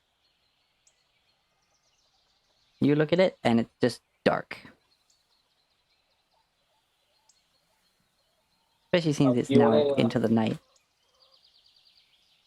Okay. I don't detect any magic coming from it, so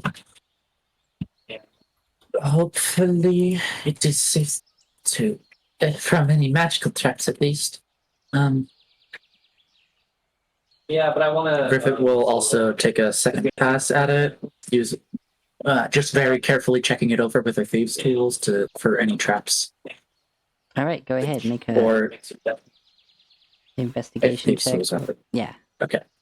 Yeah,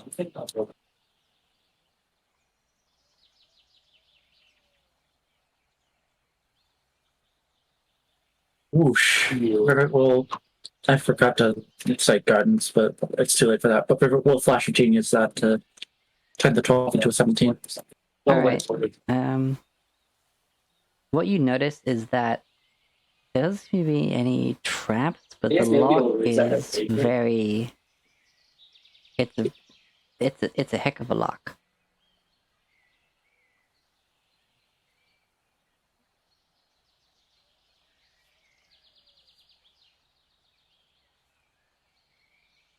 It doesn't look like there's any traps. But this lock might prove difficult. We will. Then I guess we will see.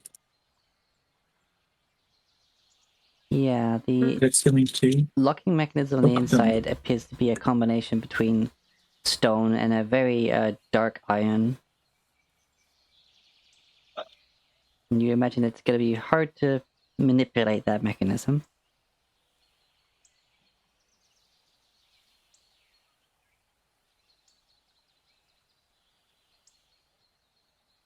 Rivet will crack her fingers, roll her shoulders, and guide herself and try to crack the lock. Yes, these tools check or a sleight of hand, whichever's higher. All right. Do you get your artificial or double proficiency with thieves' tools? Yes, I do. Plus 11. She is still going to flash of genius that, despite it being a 19. And then guidance, right? Plus guidance. I'm fucking excited. Okay, 36. 36. Alright, you notice right away that as you're trying to use your thieves' tools for this, they are bending and would very likely snap. So, you actually have to use some of the smaller, intricate pieces from a smith's tools set, kind of in place, but still use them like these tools. And you're pushing down. It's the full-on Oblivion lockpicking thing where you have these heavy, like, metal pins inside a stone housing that you have to manipulate and get them all out the way, and then just be very careful not to let them kind of like fall. And so you're like, it's almost like you're having to put up like scaffolding. Like you get one moved and you kind of like put something in there to kind of hold it there, and you get the next one, and it's really good that your hands are so small. Like you're just like, eh. And then you have to basically put in slide in like the file that you use for like getting rid of rough edges on pieces of work, and use that to be able to like turn it even with the lock already being moved, and this is this heavy clunk, and it appears to have opened. And the second you do, you get flashbanged by your detect magic. Oh! Detect magic ends because I'm concentrating. Oh, well, never mind. I kind of want. Alright. Then I now cast detect magic and get flashbanged. yeah, as the seal breaks, so does the Seeming? yeah, the hide magic presence, yeah. Yep. Yeah, well, it's like it would be blocked by a certain amount of stone, so probably once.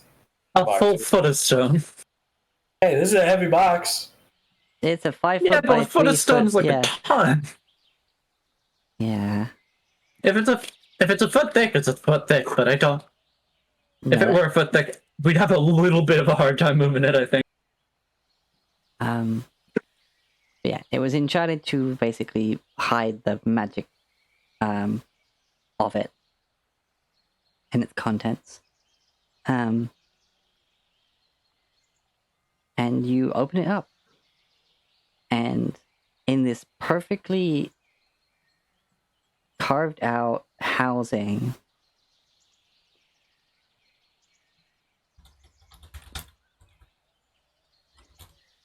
you see A gun.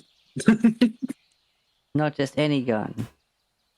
The Life Ender 4000 Platinum Edition.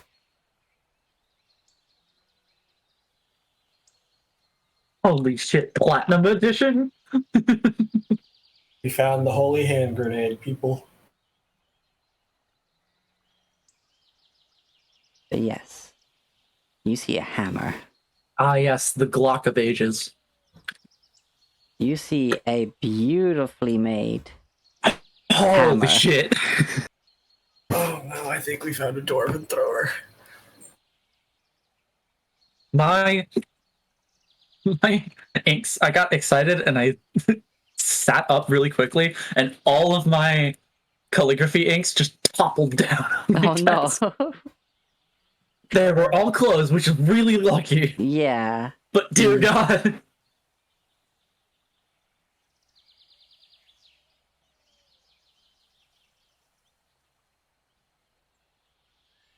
Rivet is looking at this thing like it is the Holy Grail. Now I have a question on you. Mm-hmm. When we fought the Dwarven King beneath Guhadaza, he used a Dwarven thrower, and I got a good look at that weapon because it had been taken by the elves, and I had this whole thing where I was going to try and find it and return it. Does this look like a similar or the same hammer?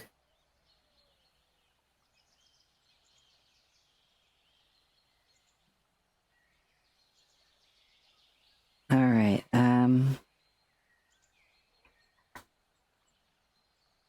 Make me. I mean, it was flying at you, like, in combat. So make me a history check real quick. Yeah, because I did make a good roll for that. Oh no. Oh, Kriv? you did? Like, back in... Like, because I was like, oh, I want to, like, identify the hammer, and, like, because we did know it was stolen, and I'm like, okay, I want to, like, memorize that hammer so I can, like, find it again. But yeah, it's fine. Then 18 is enough. Yes, this is the King's Thrower. Well, it's a good thing we're headed back to Guhadaza.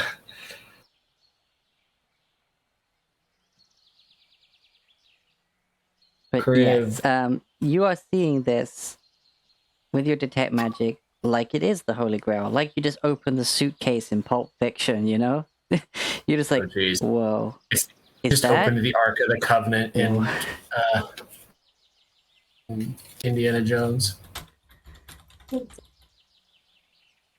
Rivet looks so excited.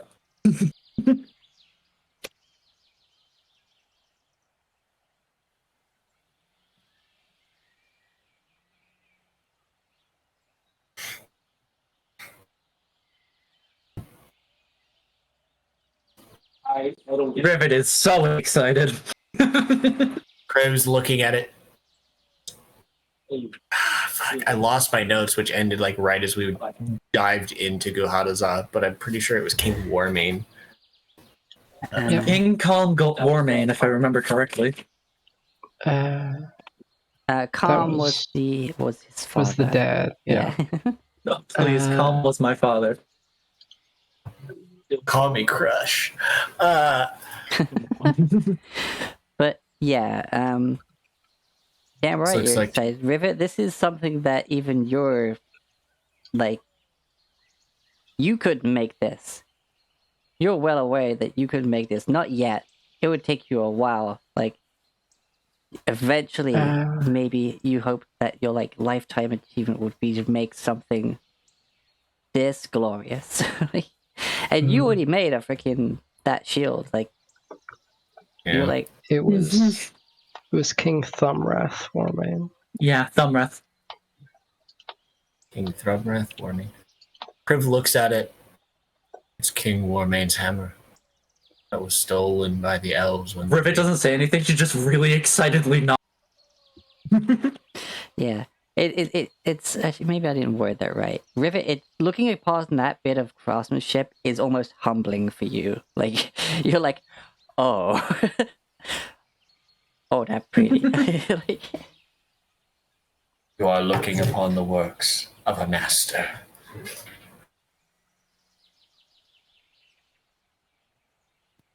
Rex just like, you're getting excited over our hammer. Yeah, and you're like, I have a hammer right here. I mean, you want to get very acquainted with the hammer?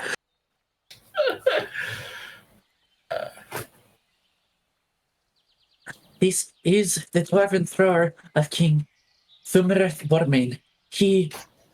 We met him in the crypts beneath Kuhatasa, and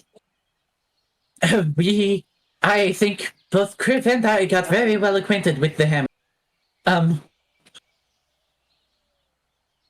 went oops upside the head. It was stolen from him when elven invaders destroyed his stronghold. I don't even know how long ago. But now it is here. And we found it. So, how did it get thrown at you if it got stolen all those hundreds of He years? was a ghost. I feel like that's worth mentioning. He was dead. Kriv is gonna reach down and grab the hammer's like the handle and lift it out of the stone chest. All right, make an athletics check. Okay, I can do this thing. I'm not as good at it as I want to be, but that's what happens when you lack proficiency. Yeah. Not bad. 21. 21. With reverence, you take a hold of it, put your hands under it, and attempt to lift it. Mother. But you cannot. I'm not a dwarf.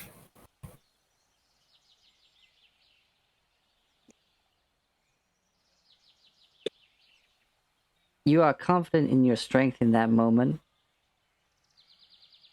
but it is not meant for you.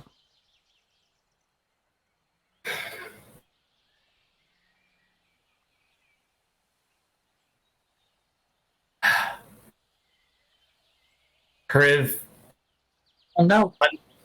understands that, and he's like, ah. He definitely like got the shoulder slump. Like he understands. Like he accepts. Okay, I'm not one meant for this. But it was like a personal oath he made to himself to return this back to the crypt and to Warmane, even though the soul was at rest. He'll let go.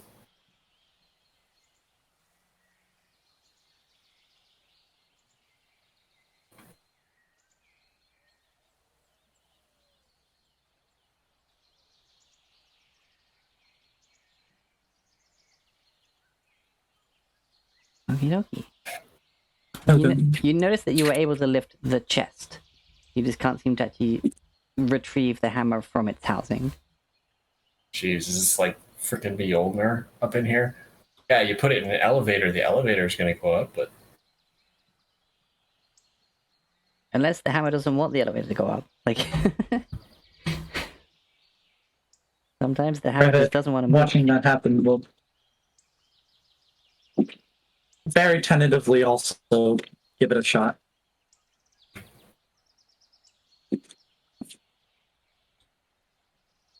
All right, make an athletics check. Sure, she'll guide herself as well. It's these like little mechanical wires wrap around the hilt from beneath her gauntlets. That didn't roll for some reason.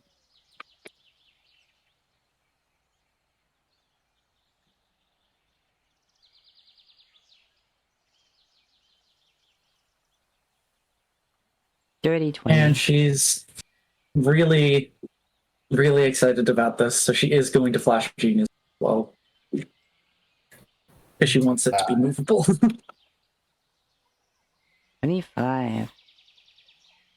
The wires that you're using from underneath your gauntlet snap, and you find yourself unable to lift it. Damn. It's like Where you go, buddy? It somehow appears to weigh more than the chest that you have watched them lift.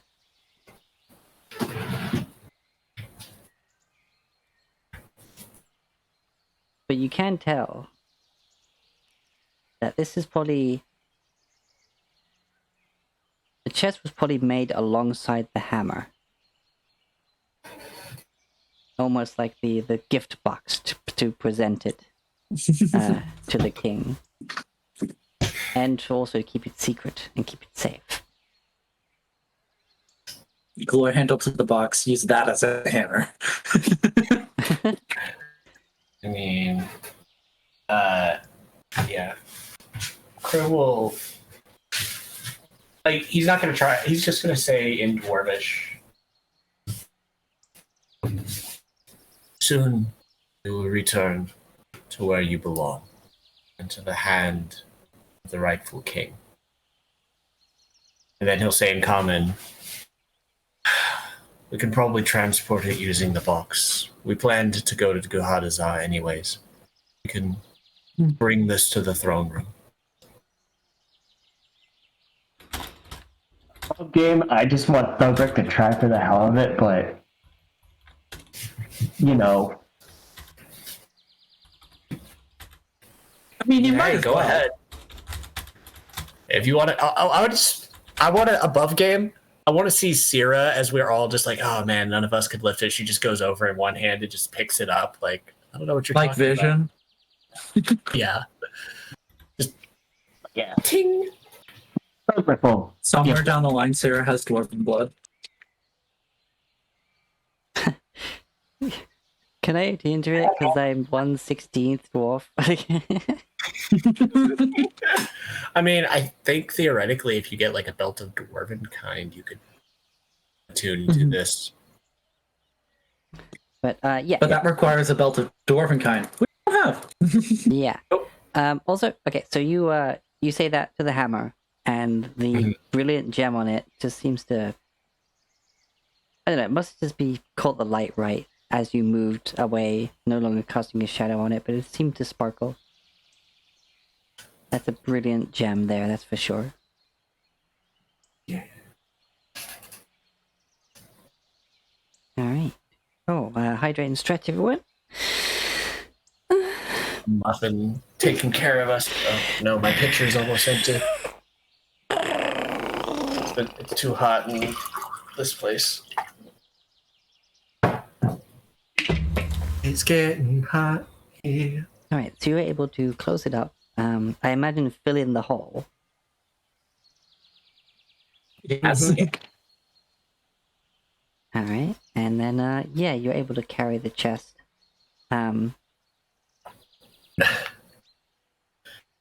Big ass freaking chest that we... Hold on. Let me...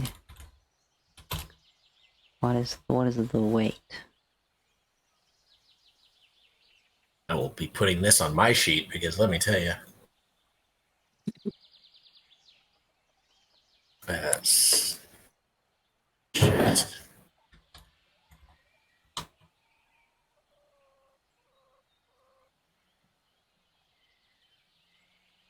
Okay, so in total, it is a...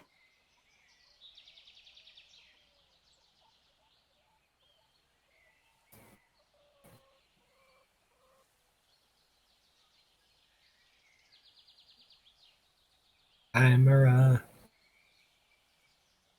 Da-da-da-da.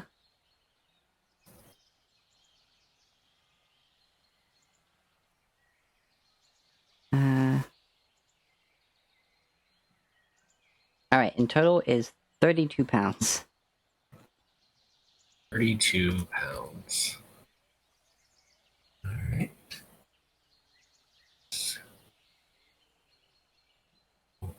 Saved. Alright.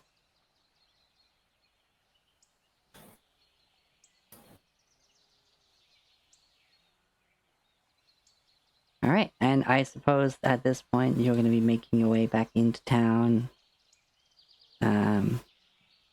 Yeah, finding that inn for the night because I think it was getting pretty late at this point. At this point, I'd say with the going through town, then searching, standing, looking at it. Yeah, I'd say it's getting like 7 or 8.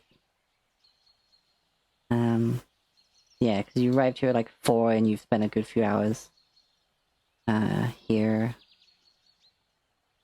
finding what you were seeking. I know there's a way to make the token move along the path you make with the arrows. I don't know how to do that though. Oh, it should be doing that. It should just go zip, zip along the lines. I don't know how to make it do that. Oh, when you hold your token, like you're moving it, right click, and then right click at each corner, as it were. Like that. It should just go zip, zip. Sorry, I was moving you again back to the inn. Now, the inn here.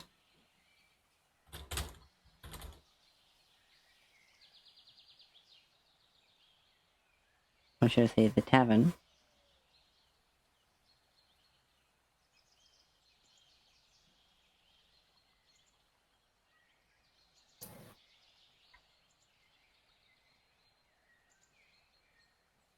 Here's the...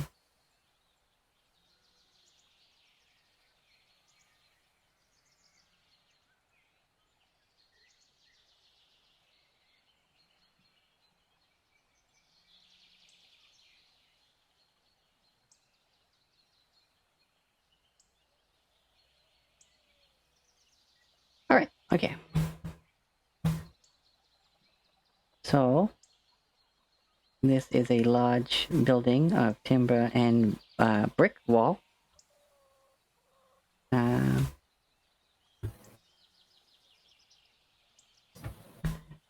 Considered next to the inn. This is called it's called Greydale's Way.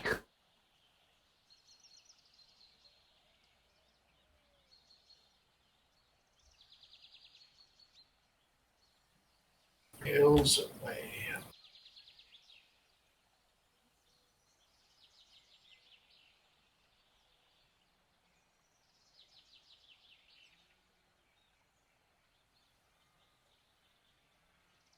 And as you head in, there is a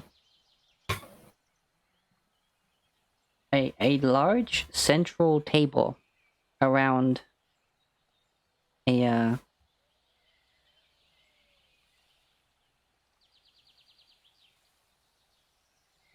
I guess you would call it a brazier, but it's suspended from the ceiling.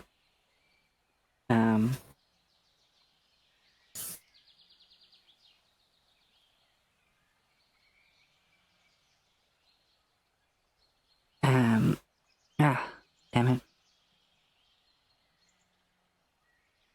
So I'd say the table itself is a donut shape. And in the middle is this fire. That Oh. it is suspended via chain, but it looks like it can basically be, it's raised up.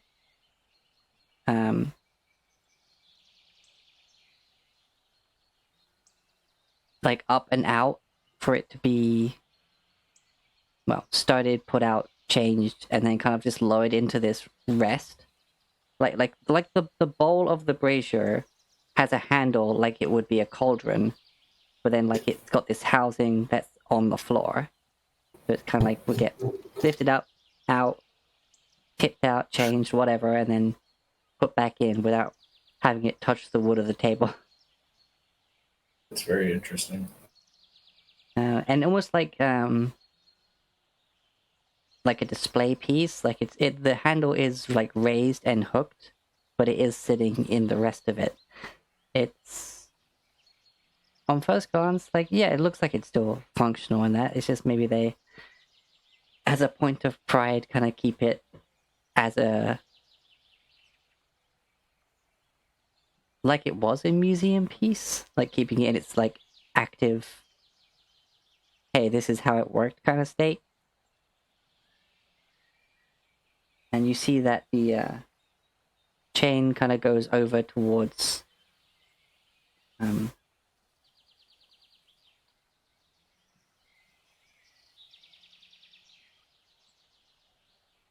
the bar, where there is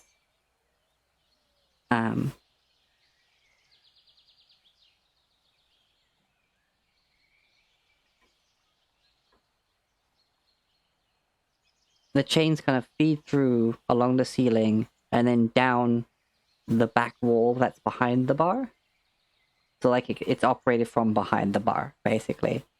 And it's large, pock-marked, but like kept clean and treated with oil and like varnished every so often. Just this, again, much like the founder's house, this is what was probably a tavern built when the town was built, and they've done their best to kind of preserve it and keep it original. And standing behind, smiling at well, one of the other patrons as he's having a chat, but seeing you all come in, being strange in that, you see a male halfling. He's got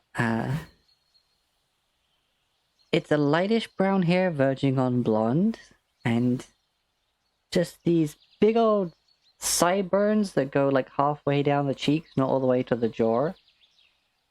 And then just this little like scruff on his chin. Like he wasn't able to fully like get a thick beard. Like therefore he's like kept what grew kind of well, and it's just this bit of growth like from under the lip and down the chin, like not the full like goatee like around and everything, but just the hanging off the chin. And he looks at you and he's like, "Ah, and so now more new faces come into my tavern. I will welcome you all in to the Glaydale's Way. I am the proprietor, and keeper of this historic place. I am Fastolf Fairbuck." Pleasure to meet you. Let me put that in there for the name. My name is Kriv Norexius. These are my companions. We're just looking for a place to stay for the night, as well as some food.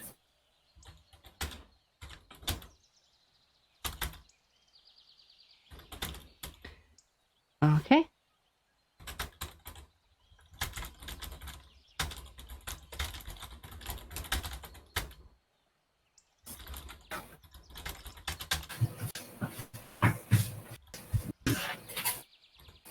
Surprised Rivet's not speaking up over this obviously cool mechanism with the braziers. I mean, they just saw a dwarven thrower. Yeah, that's true. Just got flashbacks. Yeah. Now, Brevet's still kind of reeling. so I completely changed voice for a second there. Well, good food and a place to stay is... Yeah, I've changed voice for this person now. Okay, whatever. My brain can't go back to where it was. It was definitely a different sort of European accent I was going for there, but my brain will not lock onto it.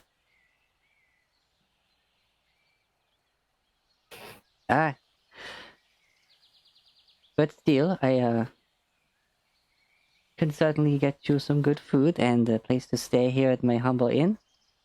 There it is. Okay. We have a number of things on the menu.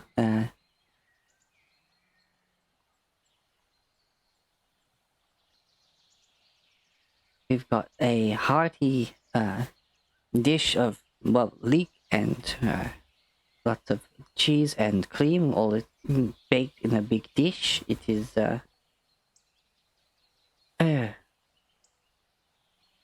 well, some will have it as a side, but it's certainly big enough for some to have as a main course.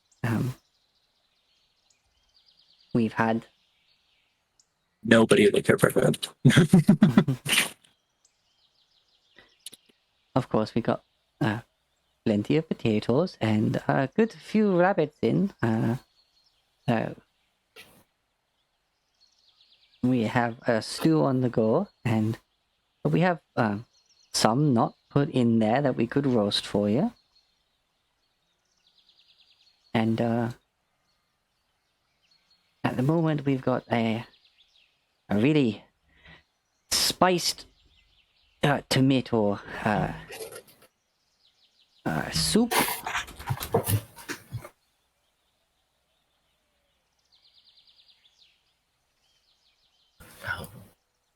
I'll take the soup, please.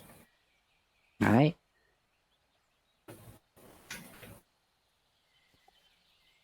Me as well, please. All right. Look at this. All right.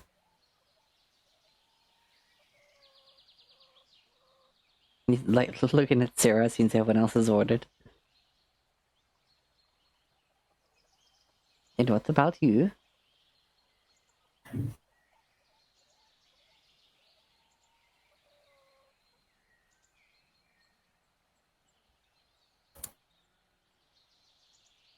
Should I put you down for soup as well? She'll have some soup, yes. I don't know if Maxine knows they're muted.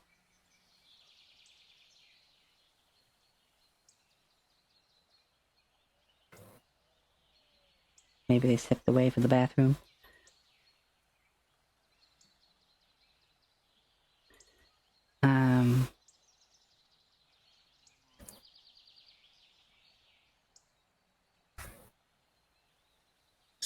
Well,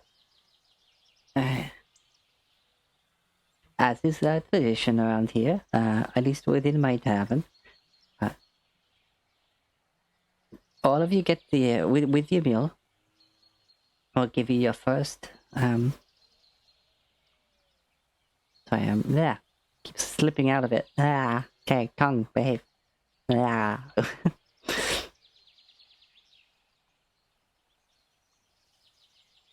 As is tradition, with your first meal, you must try some of the local brews. We currently have a rather nice beta or cider, and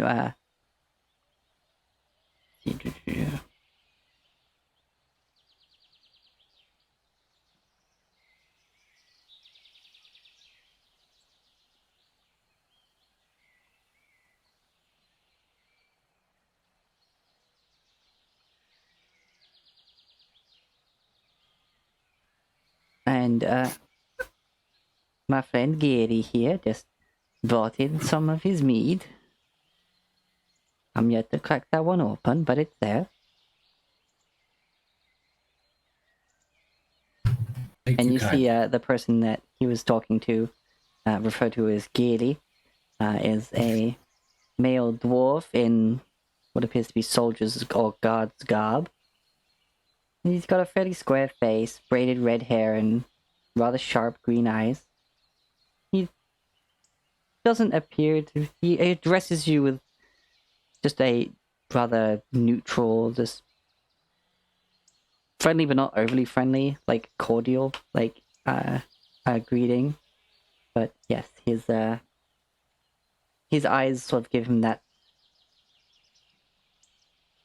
reasonably like common with dwarves, that just sternness to his face. He's currently got on studded leathers, and he's got a shield on his back and a long sword at his hip.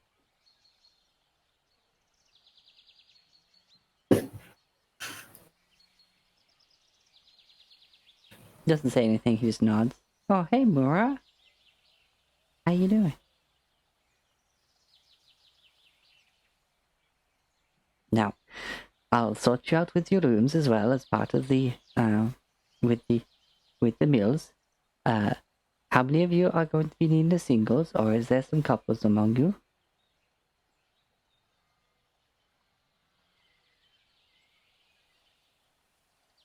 I guess the question is whether or not we'd share any rooms. Maybe Don't that think was we a bit too personal. I'm just saying you seem to be traveling together, so I'm sure you're used to sharing space. I'd like to share a room with Griff. Mm-hmm. A good idea for me to have my own space as well, so I do not disturb anybody with my work. 2 single Kriv rooms. just looks over at Rivet, leans down. Try not to do anything that would get us in trouble. I'm not going to do the thing. It was a dumb mistake. Leans back. All I know is you're like, I don't want to disturb anyone, which to Kriv is like, oh, I plan to be doing something. Don't do anything that's going to get us in trouble. If there was any dangerous fire, if there was any dangerous fire, I could have put it out anyway.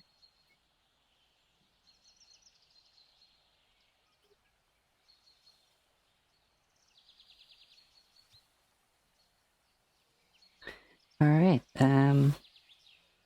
So two single rooms and a double. That be fine. And That seems what it is. well, if you just go find yourself a table, I will be over with your food and your drinks very soon. Oh, which the drinks? Would you the cider, the bitter, or the mead? I must warn you, Gary does make quite a mean mead. It will be on the stronger side, dwarven mead after all. Have the mead. Like you see Gary like turn with like one arm leaning on the bar and just like looking around, just almost like, who dare challenges my mead? Like it just looks right at you, nods, see that you're like ruined up and freaking got this massive mallet, and he just looks at you, and it's just that like warrior to warrior respect nod, you know. Like, and then he looks back at Fastolf and just nods at him as well.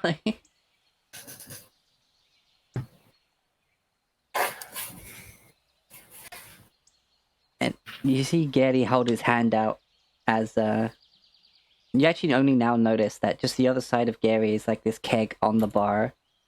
And he holds his hand out, and Fastolf goes and gets a tap, and Gary takes it and just punches it in, like taps the barrel. Jesus, just punch. Okay. And yeah.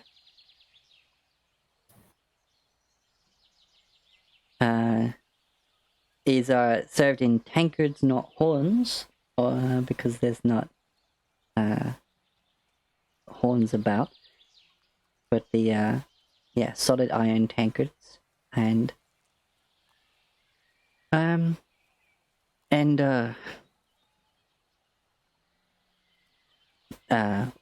he's doing that, Fastolf looks to you and is sort of like, and for you, it's Paladin of Palor, Cliff. Wait, sorry, did you introduce? I know he gave his name. Kriv. I believe Kriv did introduced himself, but nobody else did. Okay. Yeah, Kriv was basically like, I'm Kriv Nerexius, and these are my companions. Mostly because he knows, at least with Sarah, like they're shy, but it's just like, yeah, these are my But this is me and my posse. Yeah. But yeah, especially with his symbology, it's obvious he's a paladin of Palor, and he gave his name. So yeah, that is on point. What things should I bring with your meal? Some dwarven ale, please. I think I can do that. I think we still have left.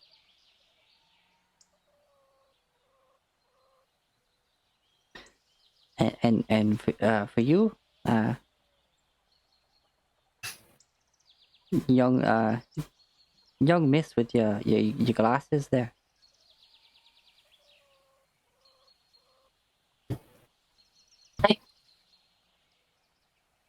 Hi. Rivet has a moment. She said I.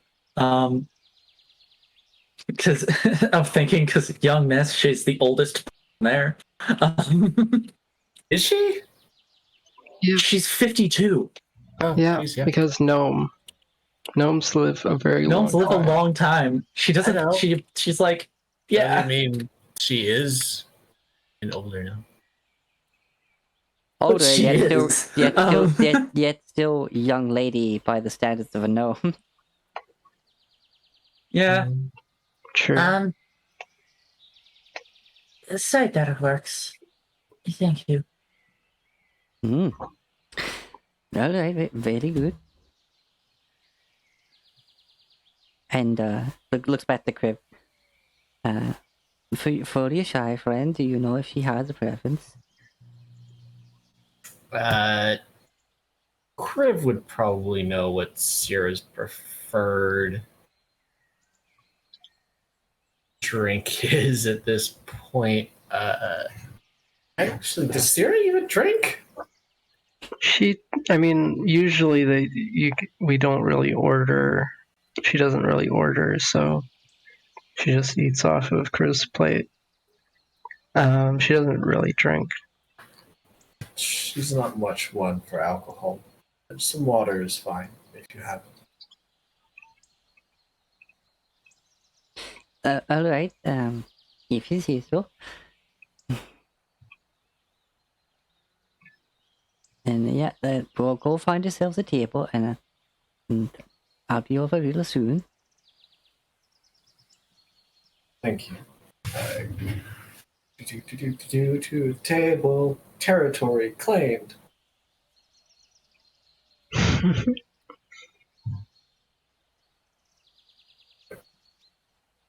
All right. Yep, you get yourself a table. It's pretty nice in here. Looking around, there's a number of other dwarven people in here. Another halfling and a human. It seems that, currently the patrons are mostly dwarven in here. You see one that has quite a well-kept brown hair, clearly tailored clothing, and like an amulet that has quite a reasonable crystal on it. He seems to be not stuck-up noble, but he has like that courtly manners about him. You see that one of the dwarves is particularly tall for a dwarf. Long blonde hair, and their clothing is rather finely made, complete with like jewelry and such. And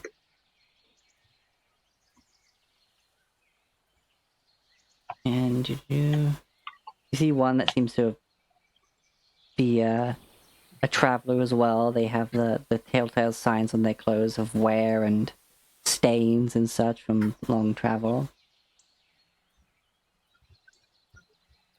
The human is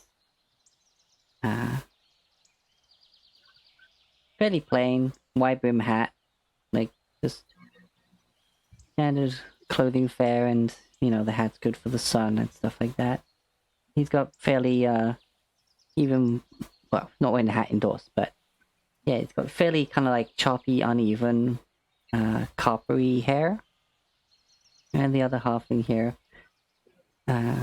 fairly narrow face, white hair that's just messy and unkempt.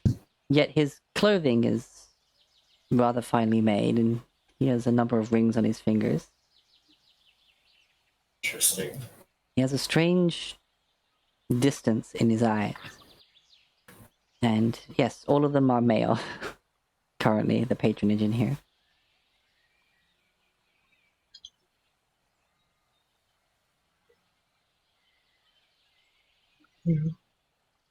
Swear on it, you keep bringing us to places, and it's like, here's these hot NPCs, and I'm just like,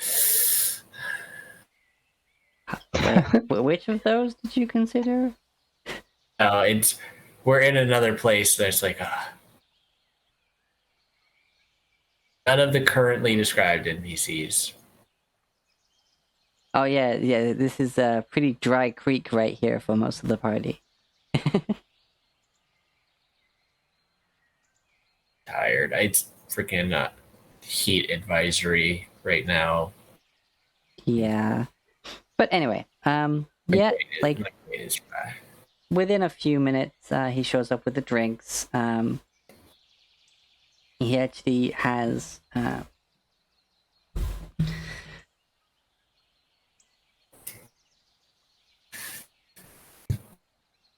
the cider, the ale, and there is a cup of water.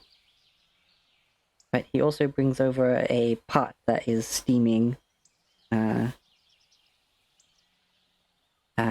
He puts down as well as like.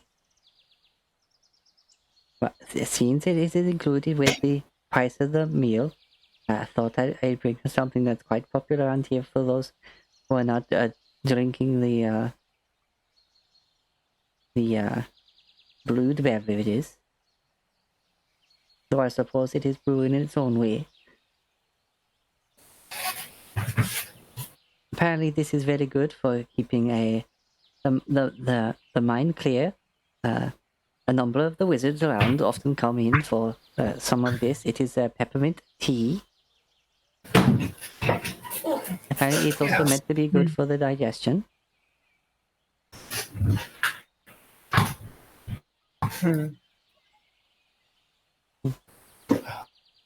I'm melting. It may take perhaps even up to an hour for the food, but we'll get it here soon. Would you like it brought out when it is ready, or would you rather it all be brought out at the same time?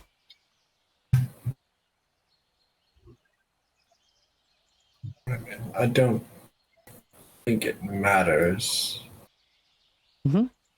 Alright, then some of it will be out quicker.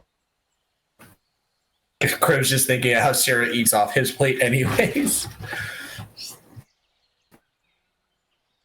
Okay. It's funny that he said Hey, that. one of these days, you guys will order for me. I just have to keep being quiet, and eventually it'll happen. Yeah, it's funny because you all did the same thing. So why you said that, Yeah. you're not sure. Yeah. It's funny because it's like Criv will never order for Sarah because he's like, oh, she'll just eat off my plate. Yeah. Literally, he's just like, oh yeah, she'll eat off my plate. If she doesn't order her own thing, she'll just eat mine. He is fine with this. Yeah, okie dokie. Right, so eventually it comes out, and there is a bit of a show of it, as it were. It comes out. There's these like large bowls of this, definitely seasoned tomato soup, like at first glance, but there is a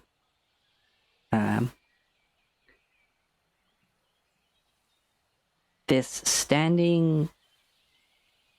I wouldn't call it a torch because it's basically like a metal C shape with a, and then connecting the two ends of the C shape is some form of woven material that you imagine is probably like soaked in oil or something that is lit, like between those 2 points.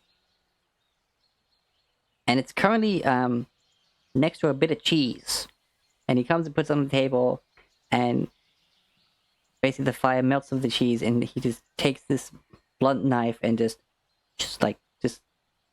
the melted part just goes up into this massive lump into the soup, and it just kind of like sinks in there, and he does it to all of them. If anyone's had a raclette, then they would know what that is. But also, like, there's a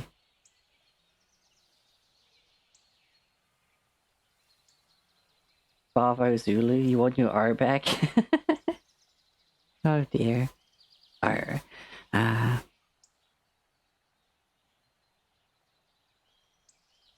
But yes, with the spiced tomato soup, there's also a side of what appears to be also heavily spiced and seasoned what appears to be grilled chicken.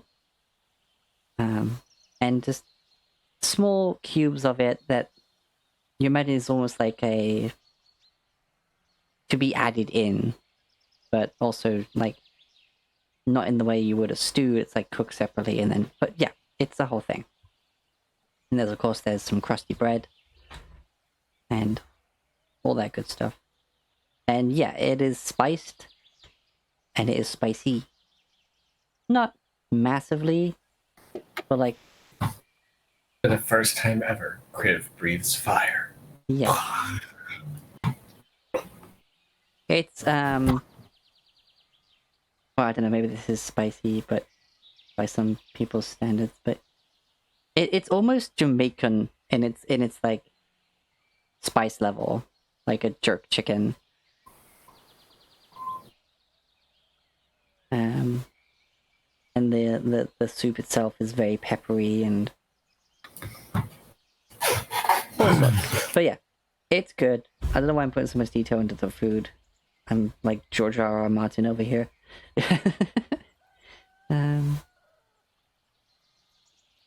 But the meal is good. When you get to the rooms, they are very well kept. They're not like extravagant carved headboards or anything like that, but they are an appropriately kept mattress. You imagine it might be mostly straw, but there's like a layer of some of like it's got a topper on it basically of just a thicker piece of the sheet, giving it more of a softer bedding with no pokey bits. The double room for Kriv and Syrah, it is a double bed. It's not a two singles. But yes, we are getting towards the end of our usual session time. So unless anyone has anything they wish to do specifically during their rest, besides, of course, Skylar, I know is going to be doing stuff. I mean, I have the question of, do I have to roll a con save for the mead? Oh, yeah. Yeah, actually, that was another point I was meant to make. When the drinks were brought over, Fastolf brought over everyone else's drinks. Gaily approached with the tankard of mead and one for himself when he came to the table and approached you, Thorbrek. And again, doesn't say anything, but he puts the tankard down in front of you and then just holds his out. And then as you clank, he puts one finger up, and this is the first time like you hear something kind of come out of his lips. It's like, it's a sipping mead. And he takes not like a dainty elvish sip, like a dwarven sip is like a throw it back for a second, like just gulp, like I gulp. Yeah. I'll do the same. Yep. I don't want to roll a con save. The last time I did that, I freaking got wasted and had to be carried to my room. Alright. Con save from Thorbrek. Yeah, you're technically You within know 10 what? feet of me. Con save from everybody. Well, except Sarah, because Sarah got nice water and tea. 12. I'm perfectly fine. Wow. And that dwarven ale may have stewed there for a 13. bit, and you handled it fine. 13 and a 12. Alright, well, Rivet only got the cider. River only got the cider. It is a nice sweet cider. It's definitely not one of the drier ciders. And you get, yeah, you get from just the one cup, you're nicely buzzed. You're like not drunk, you're just that nice step or two back away from drunk. Where you're just like, oh, if I have another one of those, I'm gonna be drunk. Like still self-aware sort of thing. Dobrik,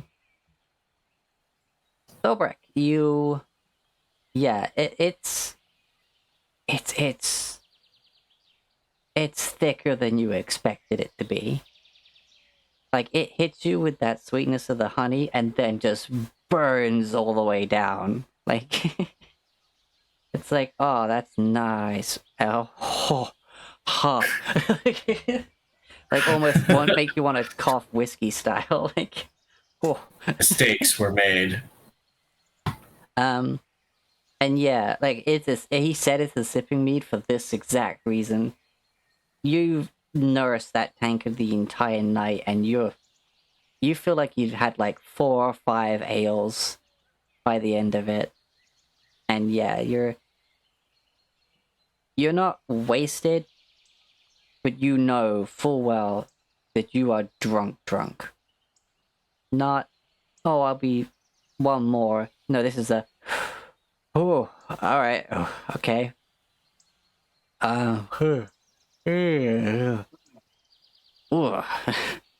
Comfortably numb drunk, you know? Every little idea in your head sounds like a good idea right now. Ye to the haw. Yeah, this is definitely a hold my mead, like, level of drunk. Come on, Tex.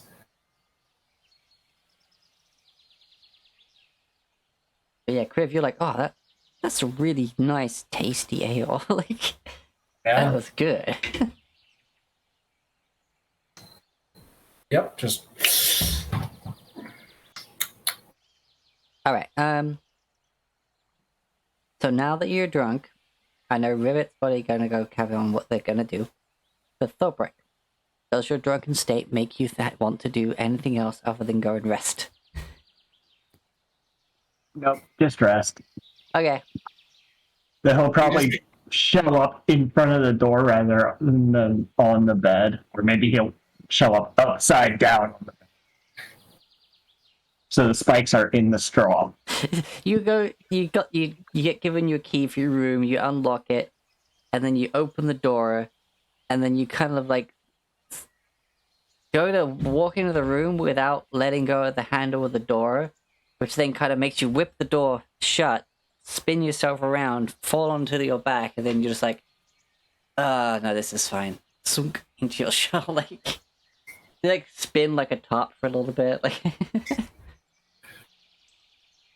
just freaking whipped yourself around like a Beyblade. You gonna need help getting up in the morning. He's literally turtled himself.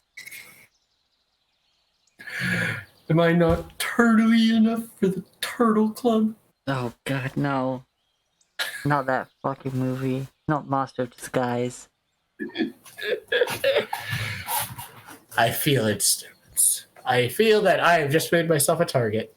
Okay. Alright, thankfully Sira's in your room, therefore I can't just make your room collapse. Alright, anyway. Zero once again has saved me. Too precious, must protect, cannot punish. Alright, Rivet, are you making your next roll for prepping more materials? Yes. And this time instead of guiding herself, she's going to cast Enhanceability, so she has advantage on the check. She's not necessarily trying to like do it really quickly. She just wants to make sure she's doing it right, so And not wasting less those chance of arrows. failure. Yeah. So Roll. 27.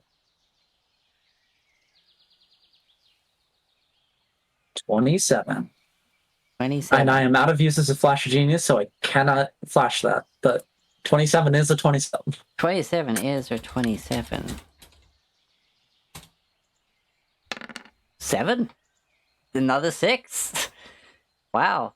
Nice.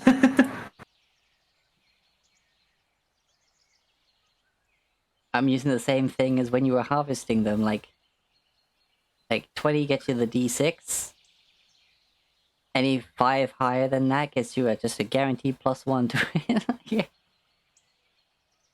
Right, so yeah, 7. You managed to get one Nice. extra done this night. While also making sure you're doing it properly. Given you got more like flat floor space in a room compared to just a tent where you kind of had to like push the pan for the basin like down into the ground until it was like flattened out. Like you managed to get 2 basins on the go.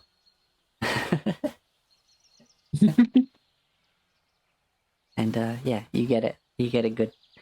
And then morning will come at the start of next session. Yeah. As we are getting late. Or, well, I'd like to Oh, do yeah. an interaction with Griff Go ahead. first. Go if ahead. that would be- Okay. No, I mean next week, probably. Okay. Oh, you want to start From. next session Yeah, with what your interaction would have been before morning. Okay. yeah. Okay. Good to know.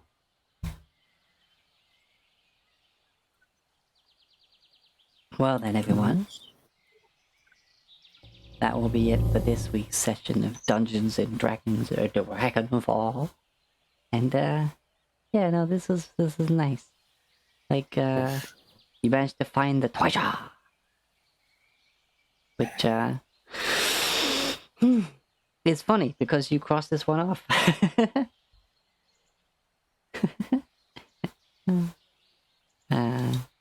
Yeah. I knew this was a good idea. There's something told you. Just there was an inkling. Alright. That's that. Let's find someone to raid.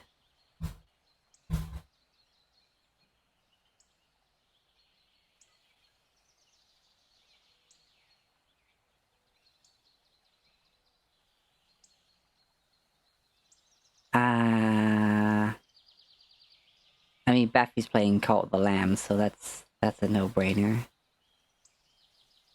We love us some Baffy.